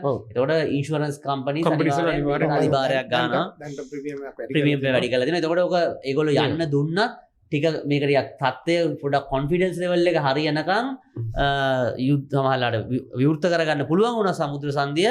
ටික කාලයක් යනකම් කාගෝ වලට ඒවට යන මිල ගණන් යම්කිසි ප්‍රමාණයකට වැඩි වෙන්න ඉඩ තියෙනවා දෙවනි කොටසේදී. ඒ කියන්නේ ඒක එක කොටසක්. ඒකත් එක්ක මේන එක තමයි ඉතින් නාවික කටයුතු වලට සිදුවන බලපෑම. එතන මම හිතන්නේ ලංකාවට පොඩි වාසියකුත් තියෙනවා. ඒ කියන්නේ වාසියක් කියලා කියන්නේ කොළඹට එන ට්‍රැෆික් එක වැඩි වෙයි කියලා අනුමාන කිරීමක් තියෙනවා. සාමාන්‍ය කොළඹ පෝට් එක සේෆ් පෝට් එකක් කියලා ගන්නේ. සේෆ් පෝට් එකක් නිසා. ඉතින් එකම ප්‍රශ්නේ තියෙන අපි ඉතින් ගොඩක් කන්ටේනර් මේ ට්‍රාන්ස්ෂිප්මන්ට් වලට තමයි අපි ඉන්නේ. මම මේ නාවික ශාස්ත්‍රය ගැන ඒ ගැන විද්වතෙක් නෙවෙයි. නමුත් ට්‍රාන්ස්ෂිප්මන්ට් තමයි තිබුණේ. අර ඒකයි අපි අර නිතරම කිව්වේ මේ පෝට් එක වුණත් කලින් මේක අපේ එක්ස්පෑන්ඩ් වෙලා අපේ පොලිසි ෆ්‍රේම්වර්ක් එක තිබ්බනම් මේ වගේ වෙලාවලදී මේක කැප්චර් කරගන්න තිබුණා. ඒතකොට නාවික ශාස්ත්‍රයේ පැත්තෙන් එකක් ෂිපින් කොස්ට් ගොඩක් වැඩි වෙයි. මොකද ගිය කතාවකදී ඔය කොවිඩ් වලින් පස්සෙත් ඔය වගේම ෂිපින් වල රේට්ස් ගොඩක් වැඩි වුණා. ඒ චැලෙන්ජ් එක තියෙනවා. එතකොට ඔය සාමාන්‍යයෙන් අපි ගෙනන හැම බාණ්ඩ එකම සේවාවකම මිලට ආයෙ පාරක් දෙවෙනි වතාවෙදිත් බලපෑමක් ඇති වෙනවා. තුන්වෙනි හතරවෙනි තියෙන ඉතින් ඔය රෙමිටන්සස් සහ ටුවරිසම් වලට එන බලපෑම ඉන්දිකක වගේ. මොකද ඔය යුරෝපියන් කන්ට්‍රීස් වලින් එන ගොඩක් කට්ටිය ඔය මේ මොනවාද Kata Dubai middle eastern countries හරහා එන්නේ. එතකොට ඒගොල්ලෝ මේ වෙලාවේදී සංචාරක වගේ දේවල් පිටිපස්සට දානවා. ඒ වගේම දැන් එයා ටිකට් ප්‍රයිසස් ගත්තත් සෑහෙන ගාණක් වැඩි වෙනවා. දැන් රියාද් වගේ අපේ ක්‍රිකට් මේ බලන්න පාසල් ක්‍රිකට් තරඟ නරඹන්න පැමිණ සිටින මැද පෙරදිග යාළුවෝන්ට දැන් සමහරලාට එන්න මාරුවේ ඇවිල්ලා ඉන්නවනම් යාගන්න බැරුව ඉන්නවා ටිකට් වල ගණන්. අපෙත් යාළුවෙක් ඉන්නවනේ මැච් බලන්න ඇවිල්ලා හිර වෙලා ඉන්න. මැච් බලන්න ඇවිල්ලා හිර වෙලා ඉන්න යාළුවෙක් ඉන්නවා මේ අද පෙරදිකට ය아가න්න යාගන්න බැරුව වෙන්න බැරුව ඉතින් ඒ වගේ පොඩක් ටියුබ් ලයිට් එනවා ඒ වගේ දේවල් වෙන්න පුළුවන්. ඒකට ටිකට් ප්‍රයිසස් ඒකට ඉතින් හොලිඩේස් අරම මේ ඔක්කොම කැන්සල් වෙනවනේ සාමාන්‍යයෙන්. ඒකට ඒකේ සංචාරක කර්මාන්තයට බලපෑමක් ඇති වෙන්න පුළුවන්. ඊළඟ වතාවේදී ඔය ඩුබායි ඕවා ඉතින් ගොඩක් අර ලංකාවේ නේපෝල් වල ඩුබා මේ බංග්ලාදේශයේ කට්ටිය ඉන්නේ සේවය කරන්නේ. ඒගොල්ලෝගේ සමහරලාට ආදායම් තියෙන්නේ ෆික්ස් සැලරීස්ම නෙවෙයි. සර්විස් චාර්ජස් අරම එකතු වෙලා. එතකොට දැන් මේ වෙලාවේ මේ ෆයිනෑන්ෂල් සෙන්ටර් එකට බලපෑමක් වුණාම ඉතින් ඒවයි ආදායම යම්කිසි ප්‍රමාණයකට අඩු වෙන්න පුළුවන්. ඉතින් එතකොට අපිට ලැබෙන ඩොලර් ප්‍රමාණය යම්කිසි ප්‍රමාණයකට සීමා වීමත් එක්ක එතනින් එහාට ආයි කතන්දර ටිකක් එනවා. එතකොට ඔන්න එක්ස්චේන්ජ් රේට් එකට ප්‍රෙෂර් එකක් එන්න පුළුවන්. අනිත් පැත්තේ සමහරවල්ලාට ඩොලර් ඩිමාන්ඩ් එක අඩු වෙන්නත් පුළුවන්. මොකද ඉතින් තෙල් ගණන් වැඩි වුණාම අරම වුණාම අඩු වෙනවනේ. ඉතින් ඒක සාමාන්‍ය බැලන්ස් එකට එනවනේ. තව එකක් තියෙනවා උතන මේ ස්ටේට් ඔෆ් හෝම් රූල්ස් එකේ මේ සාමාන්‍ය වෙන්නේ උතනදී ලොකුම ගැටලුව ඉන්ෂුරන්ස් සර්ටිෆිකේට් එක කැන්සල් වෙනවා. ඒගොල්ලෝ කෙලින්ම රක්ෂණ සමාගම කියනවා මේ වගේ තියෙන මේ රිස්ක් එක අපිට ගන්න බෑ. එතකොට වෙන්නේ සාමාන්‍යයෙන් ඒ රටේ දැන් කියන්නේ මේමයි ඔය මම හිතන්නේ පීච් එකේ හෙස්කතුත් කිව්වා මේ ඩිස්ට්‍රොයි ස්කෝට් එකක් එක්ක සමානලා නැව් එවනවා කියලා. ඒ කියන්නේ සාමාන්‍ය නැව කීමකෝ තෙල් නැවක් කියලා. ඒ තෙල් නැව යනකොට නැත්තම් කීමකෝ කන්ටේනර් නැවක් කියලා. සාමාන්‍ය උතරින් ඉන්නේ වැඩි තෙල් නැව තමයි එන්නේ. ඒ නැව යනකොට සාමාන්‍යයෙන් ඇමරිකන් හරි බ්‍රිතාන්‍ය හරි මොන හරි ඒගොල්ලන් මේකක් හදාගෙන කියන ඒගොල්ලන්ගේ නැව ඒගොල්ලන් කව කරගෙන ස්කෝට් එක දීගෙන එනවා. සාමාන්‍ය ඕකට වෙන්නේ මේ මිසයිල් යන්නේ ගහන්නේ. ඒගොල්ලන් කියනවා මේ ස්කෝට් යන නැවෙන් සාමාන්‍ය ඩිස්ට්‍රොයර් කරන්න නැත්තම් ෆ්‍රිගේට් එකක් යන්නේ. ෆ්‍රිගේට් එකෙන් එන මිසයිල් එක කොහොම හරි ඒගොල්ලන් නවත්තන්නම් කියලා එහෙම ඒකුත් තියෙනවා. ඉතින් ඕක කොච්චර සක්සස්ෆුලි කරගන්න පුළුවන් කියන එක ලොකු ක්වෙස්චන් එකක්. මේ තාම මේ 100% මම හිතන්නේ ඇමරිකන් මේ මිලිටරි එකටත් මම හිතන්නේ දන්නේ නැහැ ඉරාන් එකේ තියෙන ට්‍රූ පොටෙන්ෂල් එක ට්‍රූ කේපබිලිටි එක තාම දන්නේ නැහැ. මම දන්න තරමට ඔය කලාපේ දැන් අර සමහර ලොකු පහර දෙන්න පුළුවන් නැව් තිබුණාට අර අපි කියන්නේ ඩිංගි බෝට් වලින් ගහනවා කියලා. ඒ කියන්නේ සමහරලාට චූටි දේවල් වලින් කරන අර නිකන් ගරිල්ලා විදියට කරන ඇටැක් දැන් වුණත් ඒ වුණේ අපිට කවුරුහට කිව්වොත් එහෙම ඔයාලට සම්පූර්ණ ආරක්ෂාව දෙන්න. හැබැයි මේ දෙපැත්තෙන් වෙඩි තියෙනවා අවුලක් නැහැ. අපි මේ ෆුල් වෙඩි නොදදින ජකට්ටයක් දාලා එහෙම අරන් යන්නම් කියලා ඒත් අපි යන්නේ නැහැ නේ. ඒ කියන්නේ මේ වෙඩි තියාගන්න තරක. එතකොට ඒ වගේ අභියෝගතා එන්න පුළුවන්. ඊළඟ අවස්ථාවේදී ඉතින් අර සාමාන්‍යයෙන් කණිජ තෙල් වල මිල වැඩි වුණාම ඕක අර උද්දමන බාස්කට් එකේ තියෙන නිසා උද්දමන ඉලක්කවල තාවකාලික වැඩිවීමක් සිදු වෙන්න පුළුවන්. හැබැයි එතනදී අර සිදු වෙන්නේ මිල ගණන් වල වෙනස් වීම තමයි රිෆ්ලෙක්ට් වෙන්නේ. නමුත් ඉතින් මේ වෙලාවේදී මහ බැංකුවට තමයි ලොකු කාර්යභාරයක් තියෙන්නේ මේ මූල්‍ය පද්ධතියේ ස්ථාවරත්වය ආරක්ෂා කර ගැනීම. මොකද මේ ගොඩක් වෙලාවට ඉතින් කරන්න වෙන්නේ මට පේන විදිහට ආර්ථික වර්ධනය ටිකක් ස්ලෝ කරලා මේ කම්පනයට මුහුණ දෙන එක. ඒ කියන්නේ අපිට ගොඩක් අර ආනයනය කියන්නේ මේ වියදම් කරලා ඩොලර්ස් වියදම් කිරීමේ හැකියාවක් නැති නිසා හැමෝම අර පටිතද කරගෙන මේක අවශෝෂණය කර ගැනීම තමයි කරන්න වෙන්නේ. එකම තියෙන්නේ මේකත් එක්ක අර අන්සර්ටනිටි එකක් ඇවිල්ලා තියෙනවා. කියන්නේ ෂුවර් නෑනේ. කවද ඉවර වෙයිද මොකද්ද වෙන්නේ එහෙම කියලා. හැබැයි මේක මට හිතෙනවා අපි අර කල්නුත් මේකින්දි කතා කරලා තියෙනවා අර ලෝක බලවතුන් දෙදෙනෙක් පළවෙනි තැන ගන්න යද්දි මේ කාලවකවානුව මෙහෙම තමයි ඉතින්. මෙහෙම තමයි කියන්නේ මේ පොලිටික් මේක ඇවිල්ලා මෙහෙම නීති රීති බලලා ගහන ගහිල්ලක් නෙවෙයිනේ මේක. මේක ඇවිල්ලා හිතුමතේට හිතුනොත් එහෙම දේශපාලන බලය වෙනුවෙන් ගහගන්න ගහගැනිල්ල. ඉතින් ඒක නිසා මේකේ මේ සාධාරණ අසාධාරණකම් ගැන තර්ක කළා තේරුමක් නැහැ. මේක මෙහෙම නීති රීති මේක අන්තර්ජාතික නීතිය බලලා සෙල්ලම් කරන සෙල්ලමක් නෙවෙයි දැන් මේක. ඉතින් අපිට සිදු වෙනවා මේකට සූදානම් වෙන්න. එකම හොඳකට තියෙන හොඳකට කියලා කියන්නේ හොඳකට නෙවෙයි. නමුත් දැන් අර දිත්වයකින් මම හිතන්නේ අපි කතා කරා අපි හිතපු තරම් බලපෑමක් ඇති වෙලා නැහැ කියන එක තමයි ආර්ථිකයේ විශාල කියන්නේ බලපෑමක් ඇති වෙලා තියෙන කෙනෙක් මුත් නැහැ නෙවෙයි. නමුත් අපි හිතපු තරම් ඒ ෂොක් එක ආර්ථිකය කලැප්ස් වෙන්න තරම් බලපෑමක් ඇති කරේ නැහැ. අපි මුලින් හිතුවට මේක සුනාමියටත් වඩා වැඩි එහෙම කියලා ඒ ඇත්ත. නමුත් දුප්පත්ම කට්ටියට තමයි අවාසනාවකට ඒකින් බලපෑම ඇති වුණේ. සමහර ෆැක්ටරිස් යටන නමුත් අර ආර්ථිකයක් කඩා වැටෙන තරම් බලපෑමක් ඇති වෙනවා. එතකොට ඒකින් පොඩ්ඩක් අපි දැන් එළියට ඇවිල්ලා තියෙනවා. මම හිතන්නේ අද පත්තරවල දාලා තියෙනවා පහුගිය අවුරුද්දේ අපේ අයවැය අතර තිබ්බ කළමනාකරණය කර ගැනීම. එතකොට අපේ ප්‍රාථමික ශේෂය වගේ එක මම හිතන්නේ මේ අපේක්ෂාවට වඩා 2024ට වඩා 270කින් වැඩි වෙලා. මේ ආදායම් අරමව 130කින් වැඩි වෙලා. ඉතින් ඒ නිසා අර රජය පැත්තෙන් 25 වර්ෂය සඳහා. එතකොට අපිට පොඩි ස්පේස් එකක් එතන ඉතුරු වෙන. අපි අර නිකන් එක ප්‍රශ්නකින් තවත් ප්‍රශ්නයකට ගියා වගේ නෙවෙයි. ඉතින් එතන පොඩි ස්පේස් එකක් තියෙනවා. ඉතින් අනික දුබායි බහරේන් ඒගොල්ලොන්ටත් මං හිතන්නේ මේක වැඩිකල් අදගන්න පුළුවන් වේ කියලා. මොකද ඒගොල්ලෝ ෆයිනෑන්ෂල් සිටිස් මේ ඒගොල්ලොන්ටත් ඕම ඉතින් හැමදාම බංකරස්ස හැංගියන්ගේ ඕම කරන්න බෑ යාපෝට් වහගෙන. ඉතින් ඕක තමයි මට පේන ඉකොනොමික් තත්ත්වය මේ වෙලාවේ. අනිතක මේ දන්නා ඩුබායි වල මේ එමේ ඒකනේ පබ්ලික්ලි දැක්කම හිතන්නේ ඒක නිකන් ඒගොල්ලෝ PR මේකක් කරා. එයා ඩුබායි මෝල් එකේම ඇවිදින්න යනවා මේ යුද වාතාවරණයේ රොකට් එහෙම එනකොට ඇවිල්ලා එයා වැදින එක පුළුවන් තරම් ඒගොල්ලෝ බලන්නේ normalize කරන්න. ඒක ඩුබායි දුවන්නේ ඕකෙන්නේ. ඩුබායි දුවන්නේ වර්ල්ඩ් කැපිටල් එකේ දුවන්නේ. එයා ඉන්වෙස්ට්මන්ට්ස් වලින් දුවන්නේ. ඉතින් ඒව ටික නතර වෙන පටන් ගත්තොත් ඩුබායි කරමු කියලා. ඩුබායි කියන්නේ වෙන මුකුත් නැචරල් රිසෝස් එකක්වත් මුකුත් නැති රටක් නේ. ඒක ආටිෆිෂියල් බිල්ඩ් රටක් නේ. ඉතින් ග්ලෝබල් කැපිටල් එකේ දුවන්නේ. ග්ලෝබල් කැපිටල් එක ඔතනට ඩුබායි වලට එන්නේ. ඩුබායි වල රිස්ක් කියන එක නැති නිසා.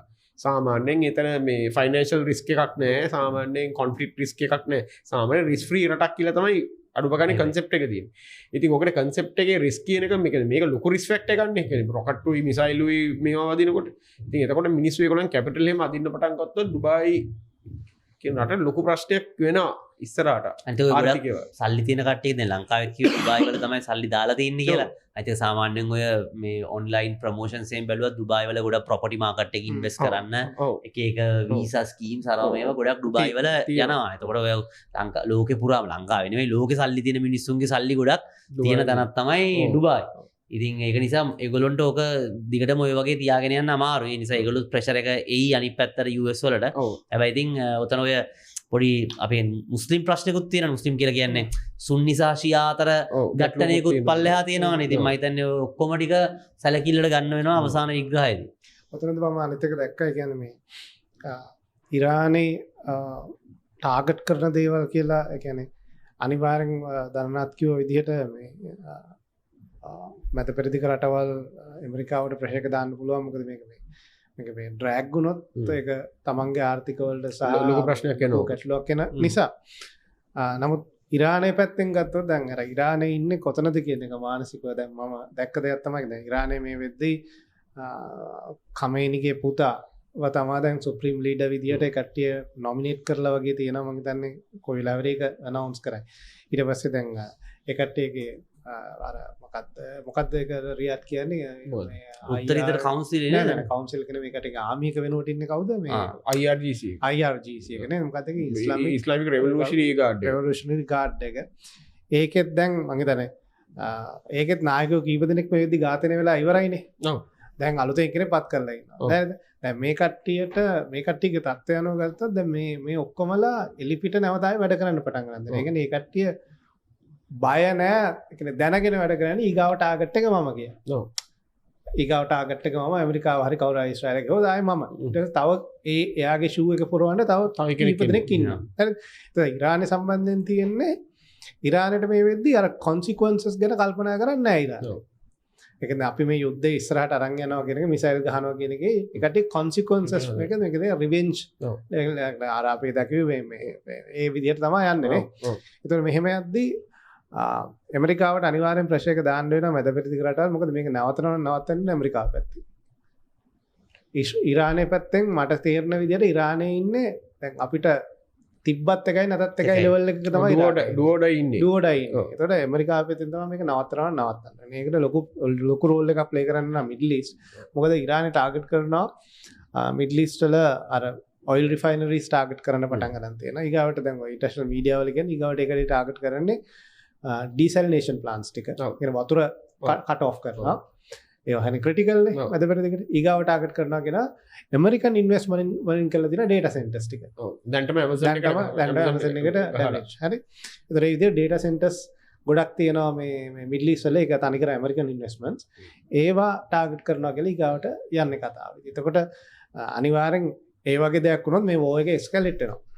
මේක ස්කැලෙට් වෙනවා. ඒ කියන්නේ ඒ ලෙවල් එකට ගියොත් අපිටත් ඒක සෑහෙන බලපාන්න පුළුවන්. අර දන්නවත් කියව කාරණාවලදී ඒ කියන්නේ තව මේක මාස දෙක තුනක් එහෙම ඩ්‍රැග් වුණොත් ටිකක් ආර්ථිකය සම්බන්ධයෙන් ගැටලු වෙන්න පුළුවන්. ඉතින් ඔතන පොඩි ගැටලුවක් තියෙනවා. ඔය දෙපැත්තටම මම හිතන විශේෂයෙන් ඇමරිකාවට මාස දෙකක් ඔක අදින්න බෑ. ඒක දැන් මම අර ගිය පාර අඟහරුවාද කිව්වේ මේකට BTH කිව්ව එකට සෑහෙන කට්ටිය දාලා තිබ්බා. මේක ඇවිල්ලා ඇමරිකාවේ තමයි ලෝකේ ලොකුම මේ නොදන්න කතා කියන්න පග දාලති මෙහෙම නෙමේ ඕක මේ පොඩ්ඩක් ඕනන් කියලා බලන්න මේවල සාමාන්‍ය ඇමරිකන් ස්ටොක් ෆයිල් එක ඕන රටක මේකනේ ආර්ථික විද්‍යාව කියන්නේ ට්‍රිලියන් ඩොලර්ස් එකක් කියන්නේ ඇමරිකන් වගේ මේකට ඔය එයාක්‍රාෆ්ට් කැරියර් එක බිලියන 18ක් විතර එනවා මේන්ටනන්ස් පඩි නඩි ගෙවන්න ඔක්කොම කරපුවාම ඇමරිකාවේ දැක්කල ලෝකේ තියෙන බේසස් කීයක් තියෙනවද කියලා ඕවලට වියදම් කරපුවම ට්‍රිලියන් එක කියන එක දිය වෙනවා ඕක එකක් දෙවැනි එක ඇමරිකාවේ ලොකු දැන් අවුරුදු 4 වෙනි අවුරුද්දනේ පුටින් එක්ක රුසියාවත් එක්ක යුක්‍රේන යුද්ධය යනවා ඒකලගේ සෑන ඕඩිනන්ස් කියන්නේ මේ කියන්නේ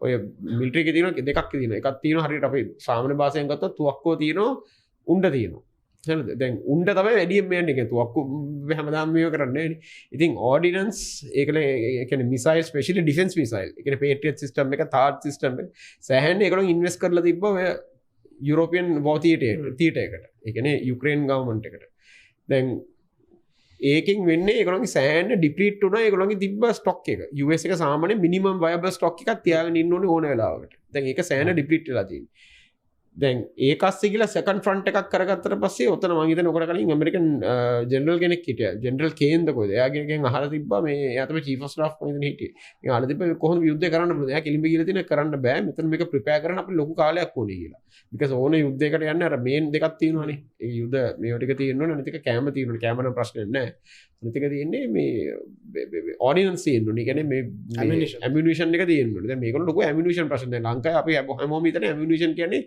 බුලට් කියලා මෙතන මේක බූට්ස් ඔන් ද ග්‍රවුන්ඩ් දාලා මේ වෙඩි තියාගන්න යුද්ධයක් නෙවෙයි මේක මිසයිල් ගන්න යුද්ධයක් ඉරාන් වල ගහන්න සාමාන්‍ය බැලිස්ටික් මිසයිල් එකක් සාමාන්‍ය ඩොලර් කියන්නේ ලක්ෂයයි ලක්ෂ 3ක් අතරයි කියලා පේට්‍රියට් එක මිසයිල් එකක් මිලියන 4යි ඩොලර් සාමාන්‍ය එක බැලිස්ටික් මිසයිල් එකක් අර අන්තිම ෆේස් එක හයිපර්සොනික් යනවනේ සාමාන්‍ය බැලිස්ටික් මිසයිල් කියනකොට කියන්නේ පැරබෝලික් කර්ව් එක කියලා කියන්නේ දැන් මෙතන ගහන්න ඕන නම් මෙහෙම නෙමෙයි ගහන්නේ බැලිස්ටික් එක මෙහෙම ගහන්නේ පැරබෝලික් කරලා අන්තිම ෆේස් එක තමයි ඔක හයිපර්සොනික් කියන්නේ මාක් 5 මාක් 6 ඒ වගේ සමහර මාක් 10 උත් වෙනවා අනිත් එක දැන් මේකට තාම මම හිතන්නේ මේ මෑත තමයි පටන් ගත්තේ දවසකට පැය 48කට කලින් තමයි පටන් ගත්තේ හයිපර්සොනික් මිසයිල් එහෙම කරන්න හයිපර්සොනික් එකේ අර පැරබෝලික් කර්ව් එකක් නැහැ ඒක සාමාන්‍ය පොඩ්ඩක් ෆ්ලැට් යන්නේ ඒක නිසා ෆ්ලැට් උත් යන්නේ අනිත් එක කෙලින් යන්නේ මෙන්න මේ උඩ පැන යන්නේ ඉතින් ඕකට වැඩි තියන්න අමාරුයි සාමාන්‍ය කරන්නේ ඕක මිසයිල් එකක් කෙනෙකුට පේට්‍රියට් බැටරි එකකින් ගහනවා මිසයිල් 3-4ක් ගහනවා ඕක ඉන්ටර්සෙප්ට් කරන්න ඉතින් 3-4ක් ගහනවා කියන්නේ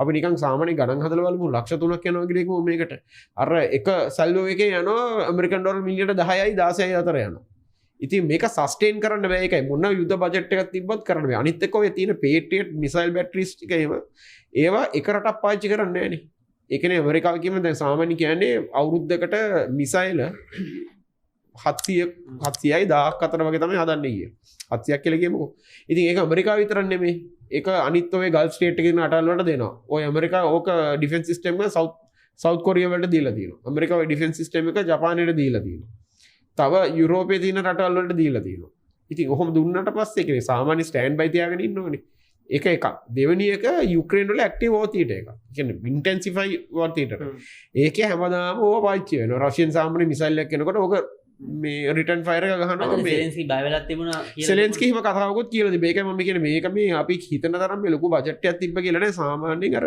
මිලිටරි ප්‍රොඩක්ෂන් කියලා එකකුත් තියෙනවා ඉතින් මේවා කරන්න බෑ ඒකයි කියන්නේ සාමාන්‍ය ඕනෙක් කෙරට බෑ මල්ටිපල් වෝර් තියටර්ස් වල ගහගන්න බෑ සාවෝගේ අනිත් පැත්ත මම දැක්කා ඒ කියන්නේ දැන් යුක්‍රේන් සහ රෂියන් වෝර් එකේදී රෂියා වලට ගොඩක් මිසයිල්ස් එහෙම සප්ලයි කරලා තියෙනවා ඉරාන් ඒ කියන්නේ ඉරාන් මේ කොන්ෆ්ලික්ට් එකට බය නැතුව ඒක පැත්තක් අරගෙන වැඩි මේ ඩ්‍රෝන්ස් දීලා තියෙනවා ඩ්‍රෝන්ස් ඒ වගේ දේවල් ගොඩක් දේවල් දීලා තියෙනවා මම හිතන්නේ මේ එතකොට මම දැක්කා ගොඩක් දෙනෙක් කියනවා රෂියා පුටින් මේ වෙලාවේ ඇයි මේකට මැදිහත් නොවෙන්නේ කියලා පුටින් හදා මොකද Taman උදව් කරපු කෙනානේ පුටින් මේ වෙලාවේ සද්ද නැහැ නැත්තම කිව්වා පුටින් නම් හොඳ පුටින් ඔය රියාඩ් කිව්ව කතාවම තමයි පුටිනුත් එහෙම වුණත් ෆ්‍රන්ට්ස් දෙකක් ඕපන් කරගන්න ඔව් අතන එක ෆ්‍රන්ට් එකක් තියෙනවා මේ පැත්තට ෆ්‍රන්ට් එකක් තියෙනවා ඒ සාමාන්‍යයෙන්ම එහෙම වුණාම ඒක ඉස්සරහට අරගෙන යන්න බෑ අනාථ වෙනවා ඒක ඒ තත්ත්වයේ මත තමයි හැමෝම ප්‍රැක්ටිකල් තීරණ ගන්නවා අනිත් එක මෙහෙම රෂියන් දැන් හයිපර්සොනික් මිසයිල් ටෙක්නොලොජි එක ගත්තත් ඉස්සරහම ඉන්නේ රුසියාව දැන් ඒගොල්ලන්ගේ තියෙනවා සාමාන්‍ය කින්සාල් කියලා තියෙනවා හයිපර්සොනික් මිසයිල් එකක් තියෙනවා අනිත් එක තියෙනවා ඔරිෂ්නික් කියලා එකක් තියෙනවා ඒවා සුපර් හයිපර්සොනික්ස් ඒ කියන්නේ 10 15 මාක් කියන්නේ දැන් ඔයවාගේ කිමුක මිසයිල් සෙට් එකක් දුන්නා කියලා ඕකෙන් එකක් දුන්නොත් ජෙරුසලම් වල පැත්තක්ම ෆ්ලැට් ඒ කියන්නේ ඒක නියුක්ලියර් වෝර් එකට යනවා වගේ එකන ඒක එන ඩැමේජ් එක කයිනටික් එනජි ඩැමේජ් එක දැන් ඔය වැඩියම්ම ඔය හයිපසොනික් හයිපසොනික් කිව්වට 95% නෙවෙයි මම හිතන්නේ 99%ක්ම දැන් වෙනකම් මම හිතන්නේ ඉරානයේ ගහලා තියෙන්නේ බැලිස්ටික් මිසයිල්. කියන්නේ බැලිස්ටික් මිසයිල් එකක් වෙඩි තියන්න කියන්නේ ඒකට කියන්නේ පේට්‍රියට් නැත්තම් තාඩ් නැත්තම් දැන් මගේ සිස්ටම් එකට වෙඩි තියන්න ලේසි because ඒකේ තියෙන අර පැරබොලික් ආක් එක ප්‍රෙඩික්ට් කරන්න ලේසි. හයිපසොනික් මිසයිල් එක කියන්නේ ෆ්ලැට් සුපර් ෆාස්ට්. ඒක ASCII තව එකක් තියෙනවා හයිපසොනික් ක්‍රූස් මිසයිල් කියලා එකක් තියෙනවා. ඔය ඔරිෂ්නික් ඒ වගේ මම හිතන්නේ ඔරිෂ්නික් එකක් මම හිතන්නේ මම හරියට දන්නේ 100% ෂුවර් නෑ. දැන් ඔය හයිපසොනික් ක්‍රූස් මිසයිල් එක සාමාන්‍යයෙන් හරි ලෝ ඇල්ටිටියුඩ් නේ. සාමාන්‍යයෙන් යන්නේ ගෙවල් වල වහල වල උඩින් සාමාන්‍ය මීටර 100ක් විතර උඩින් යන්නේ. දැන් ඒ වගේ එකක් අර මාක් ස්පීඩ් එකකට යනකොට ඉතින් වෙඩි තියනවා කියලා හිතන්නත් බෑ. ඉතින් මේ මිසයිල් ටෙක් කියන එක නෙක්ස් ලෙවල් එකට ගිහිල්ලා තියෙන්නේ. මේ සාමාන්‍යයෙන් ඔය මම හිතන්නේ 80 ගණන් වල සෝවියට් රුසියාව මේ හැමෝම කියනෝනේ ඇමරිකාවට මේ කියන්නේ ශීත යුද්ධේ තිබ්බ ලොකු කඳවුරු දෙක මේ සෝවියට් රුසියාවයි ඇමරිකාවයිනේ. ඇමරිකාව එයාක්‍රාෆ්ට් කැරියර්ස් වලට සෑහෙන මේ ඉන්වෙස්ට් කරා. හැබැයි රුසියාවේ තිබ්බ එයාක්‍රාෆ්ට් කැරියර් එකයි. ඉතින් හැමෝම කිව්වා ඒ සෝවියට් රුසියාව ගත්තා නේද. එකක් තියෙනවා ඒක මේන්ටේන් කරලා සහ ඒ හදන යන වියදම් එක්ක හරි අමාරුයි. දෙවෙනි හේතුව වෙන්නේ ඒ කාලෙම 80 ගණන් ඉවරනකොට ඒකට තේරුණා එයාක්‍රාෆ්ට් කැරියර් එකට ලොකුම ත්‍රෙට් එක වෙන්නේ මේ හයිපර්සොනික් කියන මිසයිල් එක කියලා. ඒ සාමාන්‍ය හයිපර්සොනික් මිසයිල් වල තියෙන එන්ජින් එකට කියන්නේ ස්ක්‍රෑම් ජෙට් එන්ජින්ස් තියෙන්නේ. ඔය රෑම් ජෙට් එන්ජින් ඔහොම තියෙන jet engine ramjet engine scramjet engine තියෙන. ඒකට තේරුණා මේ මාක් ඔය ලෙවල් එකට ගියාට පස්සේ එක කැරියර් එකක් කියනකො බිලියන 15ක් කියලා කොස්ට් එක. ඒකට මේ හයිපර්සොනික් මිසයිල් 10-15ක් ගහපු ගම ඒක එකක් පදිනවනේ තියරි එක. එකක් වැදුනොත් ඇති කියලා කිව්වේ. because it will take the fleet out. එතන මම හිතන්නේ අනිත් ලොජික් එක තමයි අර ජෙරුසලම් සහ ඊශ්‍රායලය කියලා කියන්නේ බොහොම ජනගහන ඝනත්වය ගොඩක් වැඩි තියෙන රටක්. ඉරානය කියලා කියන්නේ සෑහෙන පැතිරිච්ච ලොකු රටක්. ලොකු රටක් කියන්නේ මෙහෙම නෙමෙයි. කඳු ෆ්ලැට් රටක් නෙමෙයි. ටෙරේන් එක සම්පූර්ණයෙන් වෙනස්. අනිත් එක උතන නාමනි පොඩ්ඩක් කියන්න බලන්න මිසයිල් වර්ග දෙක. අර රියාඩ් කිව්ව. එහෙම නෙමෙයි අහන්නේ රියාඩ් කිව්වේ මිසයිල් ගැනද නැත්නම් වෙනම මොකක් හරි රියාඩ් කියපු ආයුධ වර්ගය ගැන කියන්නේ කියලා දෙන්න. නාමනි අර මේ ඉන්ට්‍රස්ටිං විදිහට ඒක අහගෙන ඉන්නවා. ඒක නිසා මම ඇහුවේ ටක් ඒක තමයි කෙලිම මම දැන් ෆෝන් එකේ ගොස් සෙෂන් එකක් කරනවා. මිසයිල්ස් දෙක මම ඒත් කල්පනා කරා Google කරනවා ඇති කියලා.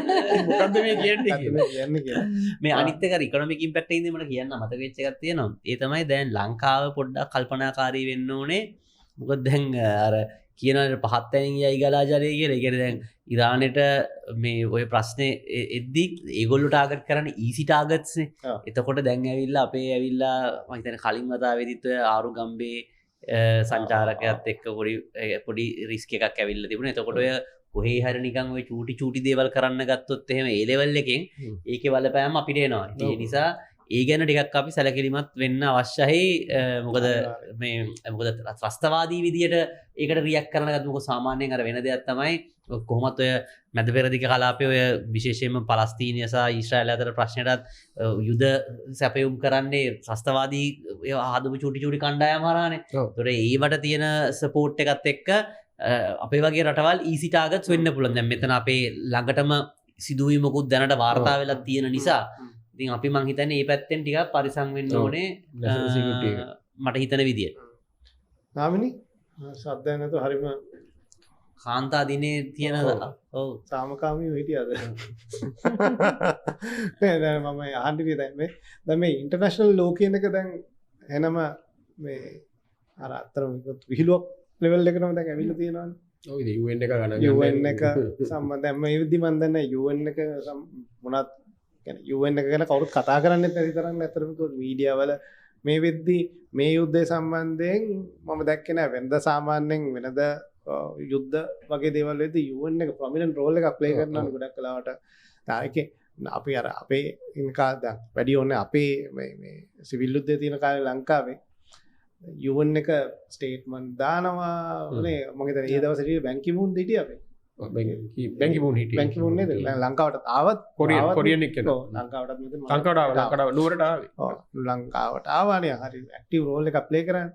දැන් මේ වෙද්දී එහෙම කිසිම මේකක් තියෙන බවක් පේන්නේ නැහැ. ඇත්තටම මේ හරිම නිශ්ශබ්දයි සහ මේ කවුරුත් ඒක ගැන ඇත්තටම අවධානයක් යොමු කරන්නේ නැති ලෙවල් එකකට ඇවිල්ලා තියෙනවා. අනුම ගන්න කියන්නේ නැහැ කියලාත් කියන්නේ නැහැ. අනුම ගන්න කියන්නේ නැහැ කියලාත් කියන්නේ. අපි තමයි මේ දැන් කියන්නේ.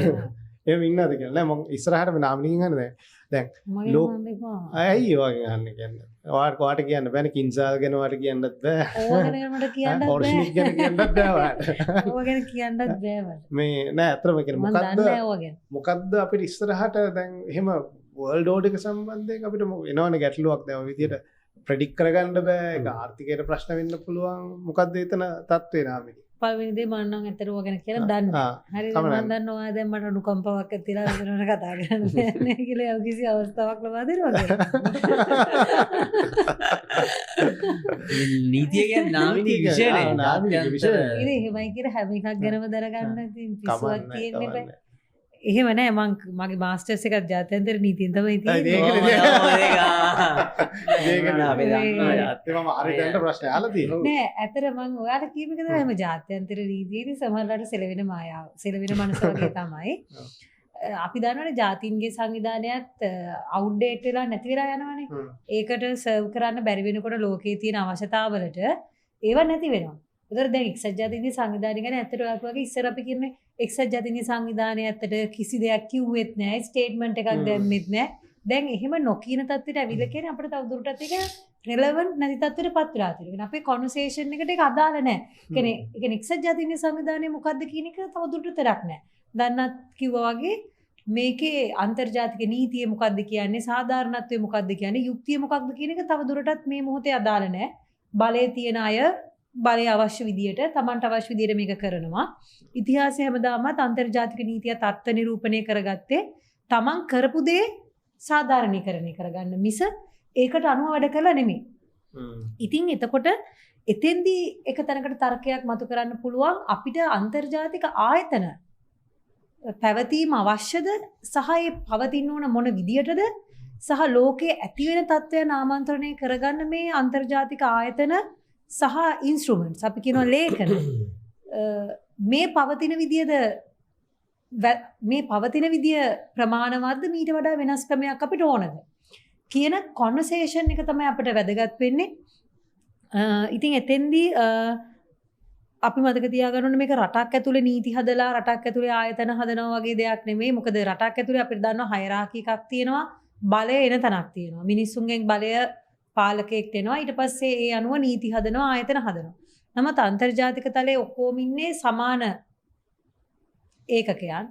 හැම රටක්ම ඒකේ භූමි ප්‍රමාණය, ජනගහනය, දේශපාලන බලය, ආර්ථික බලය මොකක් වුණත් අන්තර්ජාතික නීතිය සහ අන්තර්ජාතික සම්බන්ධතා තුල තියොරිටිකලි සලකන්නේ සමානයි කියලා. එතකොට ඒක තුල තීන්දුව తీරන ගන්නකොට එතන ලොක්කෙක් නායකයෙක් නැහැ ඉතින්. ඒ නිසා හැම රටකටම තමන්ගේ ස්වාධීපත්‍ය වෙනුවෙන් කටයුතු කරන්න පුළුවන්. තමන්ගේ අභිලාෂයන් මත ක්‍රියා කරන්න පුළුවන්. ඉතින් ඔය අපිට අර සදාචාරාත්මක වගකීමක් තමයි මතුවෙන්නේ. අපි මේ අන්තර්ජාතික නීතියට ගරු කරනවාද? අන්තර්ජාතික වශයෙන් තියෙන චාරිත්‍ර වලට ගරු කරනවාද? ඒ කියන්නේ නීති වලින් අපි බැඳෙන්න ඕන කියලා සම්මුතියක් තියෙනවා. අපි ඒවට අස්සම් කරලා තියෙනන් එහෙම. නමුත් අවසානයේ කවුරු හරි ප්‍රබල රටක් ඒක උල්ලංඝනය කරනවා නම් මොකක්ද අපිට කරන්න පුළුවන්? අන්තර්ජාතික නීතියට හෝ ආයතන වලට කරන්න දෙයක් නැහැ. ඔනස්ටි ගත්තොත් දැන් UN එකේ ස්ටාෆ් එක සෑහෙන අඩු වෙලා යනවානේ. මොකද UN එකේ මේන් ඩෝන් ඇමරිකාව. එයාලගේ හෙඩ් ක්වාටර්ස් තියෙන්නේ නිව්යෝක් වල. හරිද? ඇමරිකාව ඒකට ඩොනේට් කරන්නේ නැත්නම් UN එකක් පවතින්නේ කොහොමද? ඉතින් දැන්ට ඇමරිකාව ඩොනේට් කරන්නේ නැති නිසා තමයි ස්ටාෆ් එක අඩු වෙන්නේ. මේ අපේ රටවල් වල වුණත් මේ ඒවයි තියෙන ක්‍රියාකාරීත්වය අඩු වෙලා තියෙන්නේ. ඉතින් ඩෝන කන්ට්‍රි එක ස්ථාවරයක් දරනකොට UN එකට කැමති විදියට හැසිරෙන්න එහෙම බෑ. කියන්නේ UN එක කියන්නේ රටවල් වල එකතුවක්. ඉතින් ඕකම තමයි ආබිට්‍රේෂන් වලදී බලපාන්නේ. මේ හැම ප්‍රශ්නයක්ම ආබිට්‍රේෂන් එකට රන් ගියාම ආබිට්‍රේෂන් එකේ ඉන්න විනිසුරුවරුන්ට ගෙවීම් කරන්නේ කවුරු රටක්. එතකොට ඒකයි මම කිව්වේ පුංචි රටක් වුණාම එහෙම අපිට සාධාරණත්වයේ බලාපොරොත්තු වෙන්න බෑ. මොකද අපිට එහෙම ගෙවීම් කරන්න සල්ලි නෑ. අපිට ඒවට වියදම් කරන්න සල්ලි නෑ. අපිට ඩොනේට් කරන්න සල්ලි නෑ. එතකොට එතනම අපිට බාගෙන් කරන්න තියෙන පවේ කඩුයි මේ හැම තැනකදීම. එතකොට අපි රටක් විදියට බලන්න ඕන කොහොමද අපේ ඉන්ට්‍රෙස්ට් එක ආරක්ෂා කරගන්නේ. මේ චූටි රට මොනවටද අපි මැදිහත් වෙන්නේ මොනවටද අපි මැදිහත් නොවෙන්නේ. අවසානයේ කොච්චර කිව්වා ලෝකේ රටවල් වලට හાર્ඩ් පවර් එකෙන් විතරක් නෙමෙයි සොෆ්ට් පවර් එකෙනුත් පනිෂ් කරන්න පුළුවන්. දැන් අපි වීසා එකක් දැන් අපි ඕනකට වඩා වෙන වැඩක් කරොත් අපිට වීසා එකක් ගන්න ගියාම ඇමරිකාව ටිකක් හිතන්න පුළුවන් ශ්‍රී ලංකාව ගැන අපි වීසා දෙද්දි මෙන්න මේ වගේ ස්ථාවරයකට තමයි දැන් අපි යන්නේ. ඒක අපේ රටේ ජනතාවට අවසානයේ හර්ට් වෙනවා පොඩ්ඩක්. රෝහිතට විසද ඉදන්නේ රෝහිත අභිගුණවර්ධන දන්නේ පොඩ්ඩක් කියන්නේ මිනිස්සුන්ට අවසානයේ රටක් ගන්න ක්‍රියාමාර්ග මිනිස්සුන්ට තමයි පුද්ගලික අවසානයේ බලපාන්නේ. ඉතින් ඒ නිසා එතෙන්දී අපි හිතන්න ඕන මං හිතන්නේ මේ වෙලාවේ අපි කොහොමද අපේ උපරිම ඉන්ට්‍රෙස්ට් එකට අපි වැඩ කරගන්නේ මේ කල්පනාකාරී කියලා. නැතු අන්තර්ජාතික නීතිය මෙසේ විය යුතුයි අරසේ විය යුතුයි කියන කන්වර්සේෂන් එකේ තවදුරටත් ඉන්න එකත් වැඩක් නැහැ මේ වගේ වෙලාවක. හැබැයි මෙහෙම එකක් තියෙනවා. දරණාත් කිව්වා වගේ මේක ලෝකෙ ෂිෆ්ට් එකක් වෙන වෙලාවක්. හරිද? මේ මොහොත අපි ජීවත් වෙන්නේ මේ මොහොතේ කියන්නේ අපි දන්නේ නැහැ. ඒ කියන්නේ මොකද අපි දැන් මේ මොහොතේ ජීවත් වෙන හින්දා අපි දන්නේ නැහැ මේ මොහොතේ ජීවත් වෙනවා කියලා. ඒක කියවෙන්න පුළුවන් තව අවුරුදු 10කට පස්සේ තමයි 2020 ඉඳන් 30 දක්වා කාලේ අපි හිටියේ ලෝකෙ මෙන්න මේ නමක් ඇති වෙයි. ඒ කාලේ නමකුත් දායි මේ පීරියඩ් එකේ තමයි හිටියේ. ලෝකේ බල තුලනේ සිද්ධ වුණේ, බලය වෙනස් වුණේ, අන්තර්ජාතික ආයතන වෙනස් වෙන්න පටන් ගත්තේ. මෙන්න මේ කාලේ ඊට පස්සේ තමයි මේ අලුත් ආයතන පද්ධතිය පටන් ගත්තේ කියලා කියන කාලේ වෙන්න පුළුවන්. ඉතින් මොකද යුවල් නොආ හරාරි කියන්නේ දෙවන ලෝක යුද්ධ වෙනකොට කවුරුවත් එකට දෙවන ලෝක යුද්ධ කිව්වේ නැහැ. මොකද ඒක දෙවන ලෝක යුද්ධ කියලා ඒ වෙනකොට කවුරුවත් දැනගෙන හිටියේ නැහැ. පොඩි දේවල් පටන් ගන්නකොට. ඒ වගේ මේක ලෝකේ අලුත් ඕඩර් එකකට යන කාලයක් වෙන්න පුළුවන්. ඒ විදිහ අර පළවෙනි එකට තිබ්බ ග්‍රේට් වෝ කියලා. ග්‍රේට් වෝ නේ. ඒක පළවෙනි කියලා කිව්වේ නැහැ. ඒක දන්නේ දෙවෙනි එකට තියෙනවා. ඒක අනිත් එක දැන් අපි කොවිඩ් කාලේ බැලුවත් ඒ තිබ්බ එක්ස් ඒ කියන්නේ දැන් අද ගිහිල්ලා හැරිලා බලද්දි කොවිඩ් කාලේ අපේ ජීවන රටාව ඇත්තට මේක පිස්සුවක් වගේනේ. ඒ කියන්නේ හිතා ගන්න බෑනේ මූණවල් වහගෙන ගෙවල් වල ඉඳන් වැඩ කරන්නේ එළියට යන්නේ නෑ මේ පොලිසියෙන් ඇවිල්ලා මාස් දාලා නැත්තම් බයිනවා. ඒ ගෙදරට කියන එරවල ටික සබන් දාලා හොදනවා. ඒ කියන්නේ ඇත්තටම එහෙම ඔපරේට් වුණා කිව්වහම මාස ගාණක් ඒක ඇත්තටම ටිකක් සමහර අය ගෙදර ගේට්ටු ගාව ෂවර් අයි කරනවා කියනවා. ඔව් අර සමහරු අර සම්පූර්ණ අර මොකද්ද නිකන් අර ගගන ගාමී එකක් වගේ ඒකතනර මං එක ඇත්තම ඇතර ඇස් දෙකින් දැක්ක පොලිමක ඉන්නකොට අර දැන් අර හැස්මෙට් සූට් නෑනේ ගන්න. අර ඉතින් කරලා තියෙන්නේ අර මේ මොකද්ද මේ අර ගාබේජ් කෝට් නෑ රේන් කෝට් එකයි ගාබේජ් බෑග්ස් තියෙන්නේ. ඒ වරන් අර සෙලෝ ටේප් කරලා සමහරව නිකන් අර ගම් දාලා අලවලා වගේ යාම අර හැස්මෙට් සූට් මෙහෙම ඉතින් ඒකට වැරදි කියන්නේ නැහැ. වැරදි මම කියන්නේ ඒක අපි හැමෝම කරානේ අඩු වැඩි වශයෙන්. පාවුවට හැරලා බලද්දි දැන් තමයි තේරෙන්නේ මොන නිරුවත්ද මේ අපි කරේ කියලා. මමත් ඇල එළියට ගිහලා අර කඩේ ගිහලා එනකොට මං ඇත්තට ගෙදර ගිහලා අර මොකද්ද මේ අර ගාන් ඕසකින් නාලා තමයි දන්නේ නේද ඉතින් අර මොනවා වෙනවද දන්නේ නැහැ මිනිස්සු දරමඩ ගාලා මැරෙනවා මේ බය වෙනවා සමහරට ඒවා ඇත්තක් තියෙන්නත් ඇති නෑ නෑ ඒක තමයි මොකෝ මං ඔබ කරේ නැති නිසා මට දෙපාරක් කොහොමද හැදුනා නෑ නෑ ඒක මම කියන්නේ කරපු එක වැරදි කියලා නෙවෙයි නමුත් අපි හිතුවට පස්සේ ඒ කාලයක් අපි පසු කරා කියලා අපිට ඒක අද හිතුණාට ඒ වෙලාවෙ හිතෙන්නේ නෑනේ ඉතින් ඒ වගේ මේකත් අමාරු කාලයක් වෙන්න පුළුවන් මේ අමාරු කාලයක් සහ අර කියන වගේ අර වෙනස් වෙන කාලයක් නිකන් වෙන දේවල් දැක්කහම සාමාන්‍ය කර ලෝකෙ තියෙන වෙනස් වෙද්දිනේ අමාරුව එන්නේ වෙනස් වෙන කාලයකදී ට්‍රාන්සිෂන් එකක් වෙදි තමයි ඒක ඇතුළේ මොකද අපි හැමෝම අලුත් දේවල් වලට පුරුදු වෙන්න වෙනවා ඔය වෙනස්කම අමාරුයි මේ වෙනස් වෙනවා මෙතනදී මම තව පොයින්ට් එකක් ගන්න මම කතා කරන වැඩිද මන්දාද මේක හොඳයි මොකද දන්නාත්ලා කතා කරන්නේ නැහැ කියන එක තමයි ප්‍රශ්නේ දැන්ලාට කතා කරන්නේ නැහැ නෙවෙයි නාමිනි කතා ඒක වෙන විදිහකට ඒක ෆ්‍රේම් කරා ඒක ෂේප් එකේ ආයි අර කාර්ද මොනවාද සර්ච් කරන්න නේ මේ නෑ එකක් තමයි අපේ දැන් ඔය තවත් ආපු කතාවන් ඉඳි අපි බජට් කාලෙලා දිතරම කතා කරන ඩිෆෙන්ස් බජට් එක ගැන දැන් එතකොට අපිට දැන් තේරෙන දෙයක් තමයි මමත් ඇත්තටම දැනන් හිටියේ නේ ඩුබායි වල අබුඩාබි වල ඒගොල්ලොන්ගේ මේ කියන්නේ මිසයිල්ස් ඉන්ටර්සෙප්ට් කරන්න පුළුවන් ඩ්‍රෝන් සිස්ටම්ස් වලට ගොඩක් ඉන්වෙස්ට් කරලා තියෙනවා කියලා. දැන් ඒතකොට ලංකාවේ එදා ඉඳන් කියන්නේ පෙරාපරද දිග මුහුදු මාර්ගයේ කේන්ද්‍රස්ථානයක් කරනවා මූල්‍ය නගරයක් කරනවා ඒ කියන්නේ අපේ ඩිෆෙන්ස් වලට අපි ඉන්වෙස්ට් කරන විදිහ මම ඒකන ස්පෙෂලිස්ට් කෙනෙක් නෙමෙයි.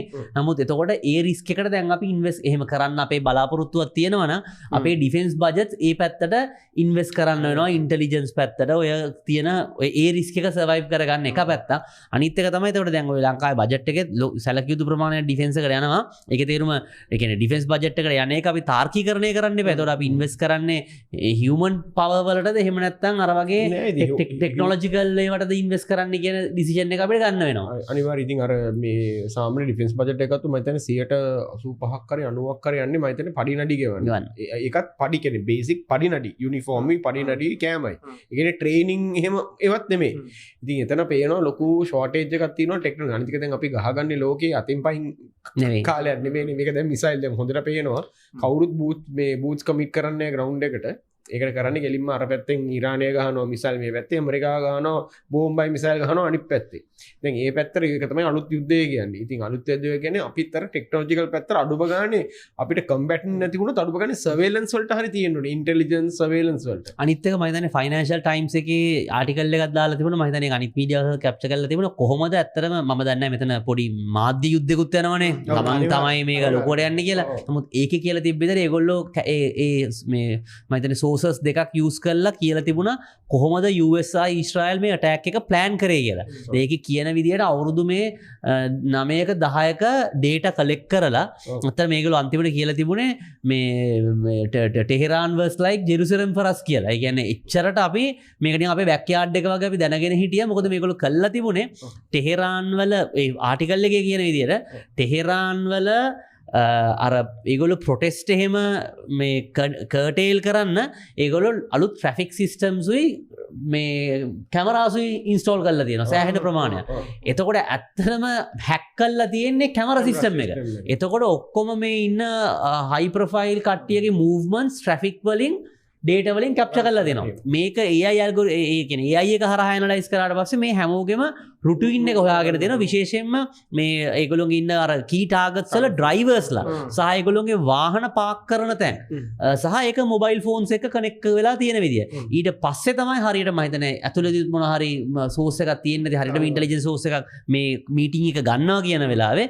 එතකොට මොකද ඔය කියන විදියට කිසියම් ඒ කියන්නේ නිකන් මේ තප්පර දෙකෙන් වෙන ඇටැක් එකක් නෙවෙයි. කියන්නේ පණිවිඩේ හම්බ වෙලා කියන්නේ කොහොමත් කරියර් සරම ඔක්කොම මූව් කරලා තිබුණා. නමුත් ස්ට්‍රයික් කරන්න කිසියම් වෙලාවක් යනවා. ඒතකොට ඒ වෙලාවේ තමයි මේ කියන විදියට බ්ලොක් කරන්නේ මේ කමියුනිකේෂන් සිස්ටම් එක. එහෙම යනකොට මට හිතෙනවා දැන් ලංකාව එහෙම බැලුවොත් හරි සේෆ් දුම්රිය සිස්ටම් එක තාම යන්නේ අර එනම ඇනලොග් නේ මචං. ඇනලොග් ගලා තියෙදි රිස්ක් එක අඩුයි. අපිට රිස්ක් එක අඩුයි. අපි තාම අර රිස්ක් අඩුයි. ඒ ස්ට්‍රැටජි එකක් දන්නේ නැහැ. අපි ස්ට්‍රැටජි එක දැන් අර කෝච්චි වලත් අර ට්‍රැක් කරන්න බෑනේ. අර දෙන්නේ තාම අර රිස්ක් එකනේ දෙන්නේ. හොඳට මතක මට කැලක් තියෙනවා 2008 අර මේ ග්ලෝබල් ෆයිනෑන්ෂල් ක්‍රයිසිස් එක තියෙනවා. ඉතින් ලෝකේ අර අයිස්ලන්තේ බැංකු කඩක් වැටෙනවා, ජපානයේ වැටෙනවා, මෙහෙම යනවනේ. ඉතින් දැන් මෙහෙ ගාපම මේ කිසි ප්‍රශ්නයක් නැහැ. කිසි කනෙක්ට් නැහැ කොතනකටවත් ආයේ අපේ මේ බැංකින් සිස්ටම් එක ඇවිල්ලා ඒවා කනෙක්ට් වෙලා නැහැ කොතනටවත්. සෙන්ට්‍රල් බැංක් එකත් එහෙම ලොකු කනෙක්ෂන් එකක් නැහැ කහත් එක්කවත්. අපි අර අපිට කිසි ප්‍රශ්නයක් නැහැ කියනකොට හරි ඉතින් බලද්දි ඒ වෙලාවේ උත්තරේ ඒ කියන්නේ අර ගලියුගේ ටෙක් එකක් නැහැ. ගලියුගේ ටෙක් එක මේ වටිනාකම වෙලාවල් තියෙනවා. අපිට එහෙම නෑ සමානේ අර මම වගේ ඉස්සරපුට සාමාන්‍ය පිටරට එහෙම යද්දී මේ අර පොඩි ඇනලොග් ෆෝන් එකකුත් අරන් යනවා මේ ස්මාර්ට් ෆෝන් එක නමතර මොකක් හරි. ඉතින් ඇත්තටම එකපාරක් එහෙම ප්‍රශ්නයක් වුණා. ඉතින් ඇත්තටම අර ඇනලොග් ෆෝන් එකේ ඒ වෙලාවේ මේ තිබ්බකින් සෑහෙන මට ඒ කියන්නේ නැත්තම් කෙවල් වල මිනිස්සු බය වෙනවා ගන්න බෑ අර මේක එහෙම වගේ තියෙන වටිනාකමක් තියෙනවා. එහෙම කාලයක් තිබ්බා. මේ ඊයස්සේ පොඩි තව මේ මම දැක්ක මේ නිවුස් එකක් විදුලි බල මණ්ඩලයේ දැක්කත් දන්නේ නැහැ. දනා විදුලි බල මණ්ඩලයේ වර්තමාන ක්‍රියාකාරීත්වය නිසා වගකීම් ප්‍රසංස්කරණය කරමින් නව අතිවිශේෂ ගැසට් පත්‍රයක් ප්‍රකාශයට පත් කරලා තියෙනවා. ඒ කියන්නේ අර අන්බන්ඩල් කරපු එක මේ එක ගැසට් එකකින්ම මේව කරලා තියෙනවා. ඔව්. මම දැක්කා. මම හිතන්නේ වැඩේ ඉස්සරහට යනවා. ඒක හොඳ තත්ත්වයක්. අලුත් එනර්ජි පොලිසි එකකුත් ඒගොල්ලෝ ඉදිරිපත් කරලා දෙනවා. ඒකත් මම හිතන්නේ සාධනීය එකක්. අඩුපාඩු ටිකක් තිබුණා. අපි හොඳ දේවලුත් තිබුණා. සමහර අපේ යෝජනාත් තිබුණා. සමහර අපි දීපු යෝජනා නැවත වරක් ඇඩ්වොකේට් එක පැත්තෙන් ඒගොල්ලෝ කන්සිඩර් කරලා ඉන්කෝපරේට් කරලා තිබුණා. සමහර ඒවා ඉන්කෝපරේට් කරලා තිබ්බේ නැහැ. ඉතින් මම හිතන්නේ ඒවා හොඳ දේවල් අනිවාර්යෙන් මේ වෙන්න ඕන වැඩ. මම හිතන්නේ ටැරිෆ් එක ගැනත් අලුතෙන් සාකච්ඡාවක් ඇවිල්ලා තියෙනවා. මම හිතන්නේ ඒක නිතර මාධ්‍යවල ඒක වාර්තා වුණා. දැන් 3-4 පාරක්ම කියන්නේ කැබිනට් එකකින් අප්‍රූවල් එක දීලා තියෙනවා කියලා. තීරු බදු වල ඔය තියෙන ලොකු ප්‍රශ්නයන්නේ සෙස් සහ පැල් කියන එක. ඉතින් කියන විදියට සෙස් එක පැල් එක නැතුව සෙස් එක අවුරුදු 4ක් ඇතුළතදී ෆේස් අවුට් කරනවා කියලා. ඉතින් ඒකත් වැදගත් දෙයක්. අපි බලාපොරොත්තු වෙනවා කන්ස්ට්‍රක්ෂන් අයිටම්ස් වල තියෙන සෙස් එක ඉවත් කරයි කියලා. විශේෂයෙන්ම යකඩ, සිමෙන්ති, වෝල් ටයිල්, ෆ්ලෝ ටයිල් වල එක ඉවත් කරයි කියලා. සහ අර නෙගටිව් ලිස්ට් එක කියලා එකක් තියෙනවා. ඒ කියන්නේ ෆ්‍රී ට්‍රේඩ් ඇග්‍රීමන්ට් එකක් ගහනවා නම් ඒකට හසුවෙන් නැහැ කියලා ලිස්ට් එකක් හදනවා. ඒ ලිස්ට් එක දික් කරන්න නැතුව තියයි කියලා. දැනටමත් ඒකේ තියෙන්නේ ගොඩක් කන්ස්ට්‍රක්ෂන් අයිටම්ස්. ඒ ලිස්ට් එක පුළුවන් තරම් අඩු කරයි කියලා බලාපොරොත්තු වෙනවා. ඒක වැදගත්. ඉතින් අර නිතරම අපිට තියෙන මේ අවබෝධ කරගන්න ඕනේ තමයි අපි තාම යන්නේ IMF රිෆෝම් ප්ලෑන් නේද? ඔය ඔක්කොම ඇවිල්ලා IMF ගවර්නන්ස් ඩයග්නෝ ඔය SOE ලෝ එක ඔයට පැරාටරි ෆයින් කරන එක ඔය ඔක්කොම ඇවිල්ලා IMF ගවර්නන්ස් ඩයග්නොස්ටික් රිපෝට් එකේ තියෙනවා. නමුත් ඒ වෙදින් වෙන්න ඕන රිෆෝම්ස්. හැබැයි එතනින් ඔබ්බට කියපු රිෆෝම්ස් ගැන අපි හිතන්න අවශ්‍යතාවයක් තියෙනවා අපිට ලොකුවට. එතනින් ඔබට අපි තාම මේ සාමාන්‍ය අර මේ අපි කලින් අවුරුදු 3-4ට එකඟ වෙච්ච රිෆෝම්ස් තමයි තාම යන්නේ. සමහර ඒවායින් ප්‍රතිඵල ලැබෙනවා, සමහර ඒවායින් අපි ගොඩක් වෙලා නැහැ. නමුත් ඒ රිෆෝම්ස් ටික යන්න ඕනේ. මේ අනිත් එක මේ ගොඩක් දෙනෙක් හිතන් ඉන්නද මිඩල් ඊස්ට් එකේ මේ විදිහ ඔක්කොම වහලා මිනිස්සු අර එහෙම අර තත්ත්වයක් නැහැ. ඇත්තටම කිව්වොත් මේ මොකද මේ මම දැන් මේ එමිරේට්ස් එකේ ස්ටේට්මන්ට් එකක් කරලා තියෙනවා මේ for 5 and 6 March over 100 flights will depart from Dubai and return. These flights will carry people eager to reach their final destination as well as essential cargo like perishables and pharmaceuticals. ඒ කියන්නේ රටවල් එහෙම middle east එකේ අර ගොඩක් දෙනෙක් හිතන්නේ ගොඩක් වෙලාවට මේ විදිහ යනවා සෝෂල් මීඩියා වල AI generated videos යනවා මේ පැත්තෙන් මිසයිල් හදනවා මේ පැත්තෙන් මිසයිල් හදනවා බිල්ඩින් කඩ වැටෙනවා ඒ වගේ ගොඩක් යනවා. ඉතින් ඒතර ෆේක් ඒවා 90%ක්ම 95%ක්ම ෆේක්. හැබැයි මේ ඉන්දික පොඩි දෙයක් කියන්න ඕනේ මිඩල් ඊස්ට් එකේ ඔය ඩයිනමික්ස් වල ඔය ඉරානේ තමයි ඔය මිඩල් ඊස්ට් රීජන් එකම තියෙන ඔය කියන්නේ මම කියන්නේ ඔය ගල්ෆ් කලාපේ තියෙන බ්‍රෙඩ් බාස්කට් එක. ඒ කියන්නේ වැඩි ඇග්‍රිකල්චර් තියෙන ඉරාන් වලින්. ඇත්තටම ඔය ඉස්සරහට ඔය මේ ලොකු ප්‍රශ්න දෙකක් එනවා. එකක් අර කිව්වා වගේ ඩීසල්නේෂන් ප්ලාන්ට්ස් වලට ඇටැක් කරොත් මේ දැන් ඔය සාමාන්‍යයෙන් ඔය මිඩල් ඊස්ට් එක ගත්තොත් ලොකු වෝටර් සෝසස් තියෙන්නේ රටවල් දෙක කීපයක විතරයි. දැන් ඔය සාමාන්‍ය ඉරාකේ ප්‍රශ්නයක් නැහැ. ටයිග්‍රිස් එකයි යුෆ්‍රටිස් එකයි තියෙන ලෝකෙදී ලොකු දැවැන්ත ගංගා දෙකක්. හරිද? ඒක නිසා ඒගොල්ලන්ට එහෙම ගැටලුවක් නැහැ. ඉරාන් වලටත් එහෙම ගැටලුවක් නැහැ. ඉරාන් වලත් සාමාන්‍ය ඒගොල්ලන්ගේ වෝටර්වේස් තියෙනවා. අනිත් එක තියෙන්නේ ඊජිප්තුවට. ඉතින් ඔය මේක ගත්තොත් සාමාන්‍ය ඔය මිඩල් ඊස්ට් වලට මේ ෆ්‍රෙෂ් වෙජිටබල්ස් කියන්නේ එළවලු වගේ ඒවා සාමාන්‍ය ඉරානෙන් තමයි ගියේ ඔය යුද්ධ යන කාලෙත් ඇල ඒගොල්ලෝ ෂේප් එකේ කරගන්න මොකද නැත්තම් කැම ප්‍රශ්නයක් එන නිසා සමහර වෙලාවට ඉස්සරහට මෙහෙමයි ඉතින් අර බඩපෙරි ගත්තොත් සල්ලි තියෙන නිසා ඉතින් කොහොම හරි එයා ෆ්‍රේට් කරලා හරි සී ෆ්‍රේට් එකකින් හරි ගෙන හැබැයි මෙහෙම එයා ෆ්‍රේට් එකකින් කරන්න පුළුවන් සීමාවක් තියෙනවා සාමාන්‍යයෙන් එතන පොඩි ගැටලුවක් තියෙනවා ඒ වගේ සෞදි අරේබියට නම් මම හිතන ලොකු මේක නැහැ සෞදි අරේබිය ලොකුට ඉන්වෙස්ට් කරා ඇග්‍රිකල්චර් වලට ඉතින් ඒගොල්ලන් සාමාන්‍යයෙන් මේක අපේ අනිත් රටවල් වලට නම් මම හිතන්නේ කෑම වලට ප්‍රශ්නයක් එන්න පුළුවන් සාමාන්‍යයෙන් ඔතන තියෙන කටාර් බහරේන් ඔමාන් සෞදි සහ සෞදි වල නම් එච්චරම නැහැ එතන මේ කොන්ෆ්ලික්ට් එකකින් හිරවලා තියෙන රටවල සැහැණ මේ ෆ්‍රෙෂ් ෆුඩ් ගියේ ඉරානෙන් ඉතින් ඉස්සරහට උතන පොඩි ඒ වගේ ගැටලුවක් වෙන්න මේ හැකියාව තියෙනවා මේ ඒකයි අර මේ ස්ටේට් ඔෆ් ගම් හම්බුස් එක වහපු නිසා ඉතින් එතකොට වෙන්නේ අර සප්ලයි රූට් එක ගේන්න වෙන්නේ බයි ලෑන්ඩ් ට්‍රක්ස් වල දාලා පෝච් පාවිච්චි කරන එක. ඒ කියන්නේ ඒක ලොකු ලොජිස්ටිකල් ඉෂුව එකක්. දෙවෙනි එක කෑම කියන්නේ සාමාන්‍ය පෙරිෂබල්ස් නේ. ඉතින් අර මිඩල් ඊස්ට් එක කියන්නේ හරි උෂ්ණ හොට් ස්ටේට්ස් ඒවා. ඉතින් හීට් එක සෑහෙන වැඩි ඉතින් ඒක නිසා ඒකේ තියෙන ලොජිස්ටිකල් ප්‍රශ්න එහෙම අර ෆ්‍රී රීෆර් එහෙම අරගෙන යන මේ ලංකාවේ අරගෙන යනවා වගේ නෙමෙයි ලොකු ඩිස්ටන්සස් කවර් කරන්න තියෙනවා. ඉතින් ඒක නිසා සමහරවිට මැද පෙරදිග පොඩි කෑම ප්‍රශ්නයක් එන්න ලොකු මේ පොසිබිලිටි එකක් තියෙනවා. දිගටම කන්ටිනියු වුණොත්. හැබැයි මම කලින් කිව්වා වගේ දිගට කන්ටිනියු වෙන්න අමාරුයි. ඒක දැන්ටම මම නිවුස් අයිටම් එකක් කිව්වා අර ඩිෆෙන්ස් ස්පෙෂලිස්ට් කෙනෙක් කියලා තිබ්බා මේ දකුණු කොරියාවේ තියෙන මේ මිසයිල් ඩිෆෙන්ස් සිස්ටම් එක දැන් ගලවගෙන ගිහිල්ලා මේ ඒකේ තියෙන මේවා ටික ඕඩිනන්ස් ටික. ඒ කියන්නේ ඇමෝ කියන්නේ මිසයිල් ටික මේ ඉස්රායිල්ට දෙන්න යනවා කියලා. දැන් වෙලා තියෙන මේ ලොකු ෂෝටේජ් එකක් තියෙනවා. ඒ වගේම ඉරානේ පැත්තෙත් තියෙනවා. ඒගොල්ලන්ට හැමදාම නිකන් මිසයිල් නිකන් අහසෙන් ගැටෙන්නේ නැහැ නේ. හරිද? ඉතින් ඒක නිසා ඒගොල්ලන්ටත් තියෙනවා ස්ටොක් පයිල් වල දැන් හැමදාම ගහනකොට ස්ටොක් පයිල් එක අඩු වෙනවා. ඉතින් අර කියන්නේ මේක අර මේක වෝ ඔෆ් ඇට්‍රිෂන් කියන්නේ. පුළුවන් තරම් අනිත් එක මේ ඉරානේ මේව විතර නෙමෙයි. ඔය CIA බේසස් වලට ගහලා තියෙනවා ඇමරිකන් ඩිප්ලොමැටික් බේසස් වලට ගහලා තියෙනවා ඒගොල්ලෝ කියන්නේ සාමාන්‍ය යන්නේ ඉරානය බලන්නේ පුළුවන් තරම් ඇමරිකාව ඒ රීජන් එකෙන් අයින් කරන්න මෙතන අර ඩිප්ලොමැටික් ලීසා මිලිටරි ලීසා ඩිප්ලොමැටික්ලි අයින් කරන්න ඉන්ෆර්මේෂන් වල වෝයකුත් තියෙනවා අපි දන්නේ අපිට එන ඉන්ෆර්මේෂන් සමහර සමහර වෙලාවට ඇත්තද නැත්ද? අපිට එන එක ඉරානයේ පැත්තෙන් පාර දෙන එක හරි අපිට එනවද කියලා ප්‍රමාණවත් තරම් ඇත්තටම මේ වෝයකේ මේ රිපෝට් කරන ප්‍රමාණය සම්බන්ධයෙන් ගැටලුවක් තියෙනගෙන කවුද ඇත්ත කියන්නේ බොරු කියන්නේ කෙනෙක් හොයාගන්න බෑ සා ෆේක් නිවුස් ෆේක් නිවුස් තියෙන හැබැයි මෙහෙමයි මේ දැන් ඔය ඇමරිකාවත් වල ඔෆිෂියලි ස්ටේට් ඩිපාර්ට්මන්ට් එක දාලා තිබ්බ සමහර එම්බසිස් වලින් අපෙන් ඇවිල්ලා මුකුත් බලාපොරොත්තු වෙන්න එපා කියලා. you are basically on your own.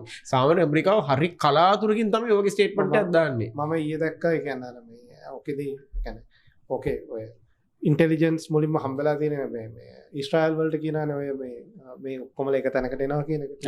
එතකොට එතන ටෙලිෆෝන් කෝල් එකක් දීලා තියෙන්නේ නෙතන්යාහු ට්‍රම්ප්ට කතා කරලා මේ මෙහෙම දෙයක් තියෙනවා කියලා කිව්වහම ඒකේ එතකොට ඒ වෙද්දි කියලා තියෙන්නේ ට්‍රම්ප් ඒ වෙද්දිම ඇත්තටම අර ඩිප්ලොමැටිකලි මේක නියුක්ලියර් ප්‍රෝග්‍රෑම් එක ගැන කතා කරලා තිබ්බනේ මේ විට්කොෆ් and මේ ජරිත් කෘෂ්ණ කොහෙද මං හිතන්නේ මේ නේද ඔමාන් වල නෙමෙයි ඔස්ට්‍රේලියා මේ ස්විට්සර්ලන්ඩ් ජෙනීවා වල කියන්නේ සෝරි ඔමාන් තමයි ඒක හෝස්ට් කරේ ඩෙලිගේෂන් එකක කතා කර ඉඳලා තියෙනවා. නමුත් ඒකට එකෙන් ආවම කියලා තියෙන්නේ මේකේ කිසිම ප්‍රතිඵලයක් නැහැ වගේ කියන එක. ඒතර තමයි ට්‍රම්ප් ගෝ හෙඩ් එක දීලා තියෙන්නේ මේක කරමු කියලා. ට්‍රම්ප් හැබැයි කියන්නේ ට්‍රම්ප් එක එයාගේ CIA sources through එක ඩබල් චෙක් කරලා තියෙනවා. වැඩේ ඇත්ත කියලා එක මේවා කරගෙන තියෙනවා. ඔයා කිව්ව කතන්දරේ තමයි ඔයා කිව්ව ආටිකල් එකේ තමයි නෝකත් තිබ්බේ මේ FT එකේ තිබ්බ ආටිකල් එකේ. ඒකේ මේ ඒ විදිහට ඉතින් ඔතන අර රියාඩ් කිව්ව කතාන්දරේ මේ එකතු කරන්න වෙන්නේ මේ ඔතන ට්‍රම්ප්ට කියන්නේ සාමාන්‍යයෙන් ඔය වගේ දෙයක් කරද්දී දැන් දන්නවනේ මෙහෙම ගහපු ගමන් රිටැලියේෂන් එකක් එනවා කියලා. ඒකට සාමාන්‍යයෙන් මිඩල් ඊස්ට් වල තියෙන ෆෝසස් වල බේසස් එතකොට ඔය මේ එම්බසිස් අරමයට පහර දෙන්න පුළුවන් කියලා. නමුත් සාමාන්‍යයෙන් කරන්නේ එතකොට ගහන්න කලින් ඒ වගේ තැන් වලට කියන පොඩ්ඩක් ඉවැකියුේට් කරනවා. හරි මොකක් හරි කරනවා. මේ වෙලාවේ එහෙම කිසිම දෙයක් කරන්න ගිහිල්ලා නැහැ. මොකද මේක ටිප් ඔෆ් එකක් යයි කියලා. ඒතකොට ඒ කට්ටිය මූව් කරන්න පටන් ගත්ත ගමන් තේරෙනවා මොකක් හරි ඒකට ලෑස්ති වෙනවා කියලා. ඒක නිසා ට්‍රම්ප්ට මේ වෙලාවේ එහෙම දෙයක් කරන්න බැරි වෙලා තියෙනවා කියලාත් ඔය කතාවේදී කිව්වා.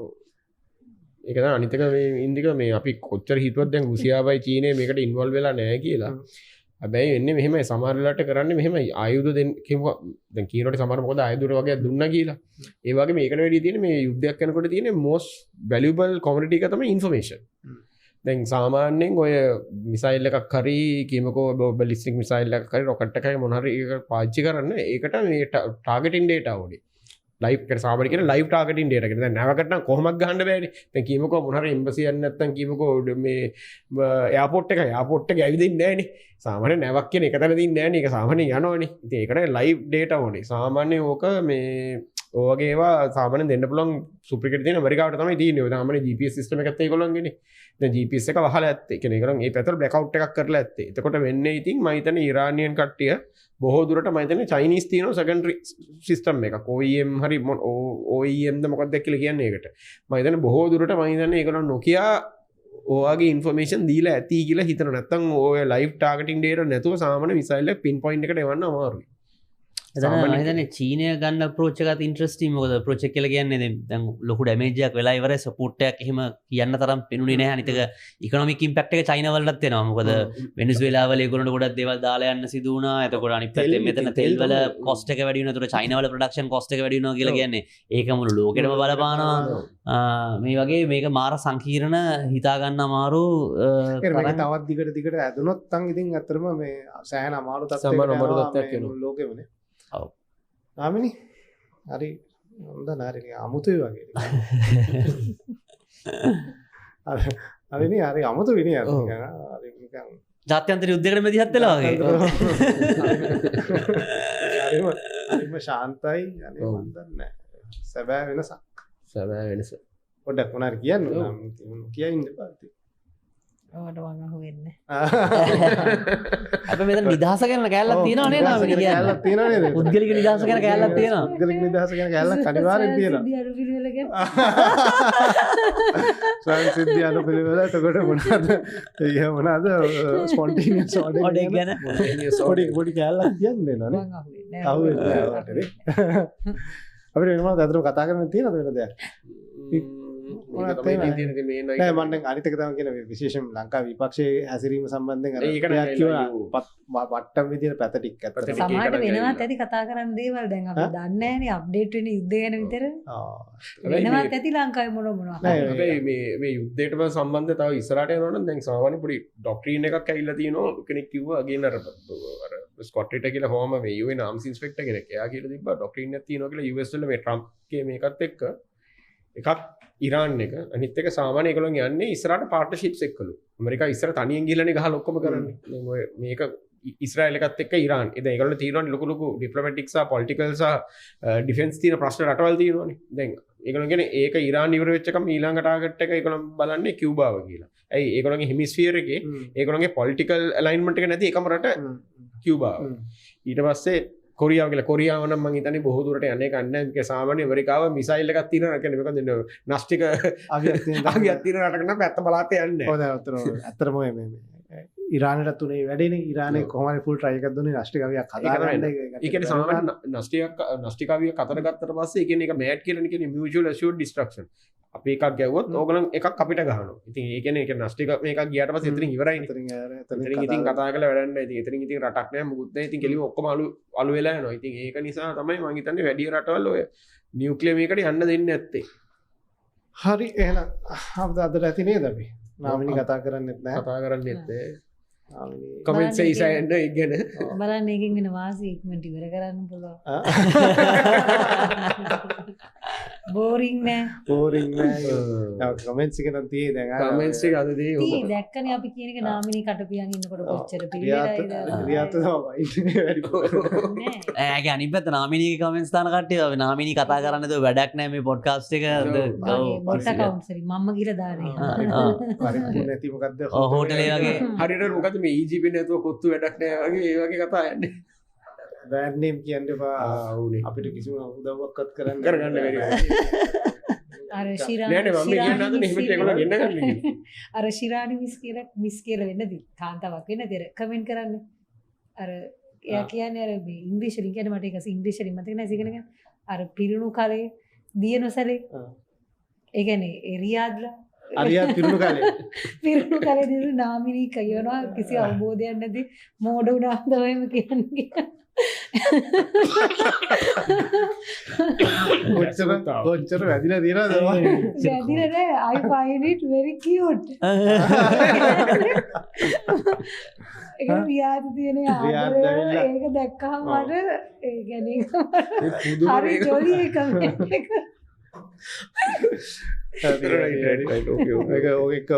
මොනද ඕෆ් ස්ක්‍රීන් ගහගන්න මඩ.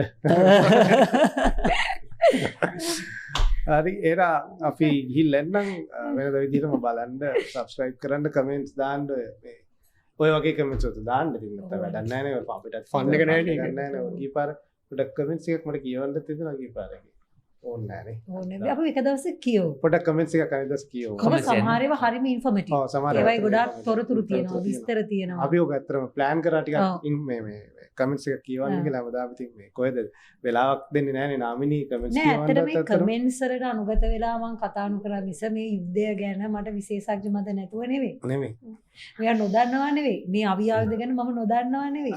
පොඩක් අර ಜಾති දෙක මතක් කරගන්න. නම් දෙක කිව්වොත් අපි ඔක විශ්වාස කරනවා. අර රෂ්‍යාව වල තියෙනවා කියලා කිව්ව මේ මිසයිල් වර්ග දෙකේ නම් දෙක කිව්වොත් ඔයා කියන එක විශ්වාස කරනවා. කියන්නේ නැහැ. තන thank you කියන්නෙම නෑ. sorry කරේ කේව කිව්වනේ කියන්නෙම නෑ. SB නේ. විපියත් thank you. නාවිනි thank you. අඩුවෙන් කතා කරන්න මේ ආවට. එහෙනම් සුපුරුදු විදිහට අපි බලන්න කමෙන්ට් කරන්න ඇඩ්වොකාට ප්ලස් එකක් බලන්න එක එක දේවල් එදවස් දාලා තිබ්බා දානවා. මම හිතන අදත් එකක් දානවනේ. අදත් එකක් දානවා. අපේ ඇඩ්වොකාට් ඉන්ස්ටිටියුට් එකේ තියෙනවා හිටපු ජනාධිපති චන්ද්‍රිකා බණ්ඩාරනායකත් එක්ක කරපු සාකච්ඡාවක් එකක් බලන්න. තියෙනවා ඒකත් මාත් එහෙම බැලුවා. මුර්සස්සක් කරපුවානේ. ඔව්. මේ හරි එහෙනම් අපි ගිහින් එන්න.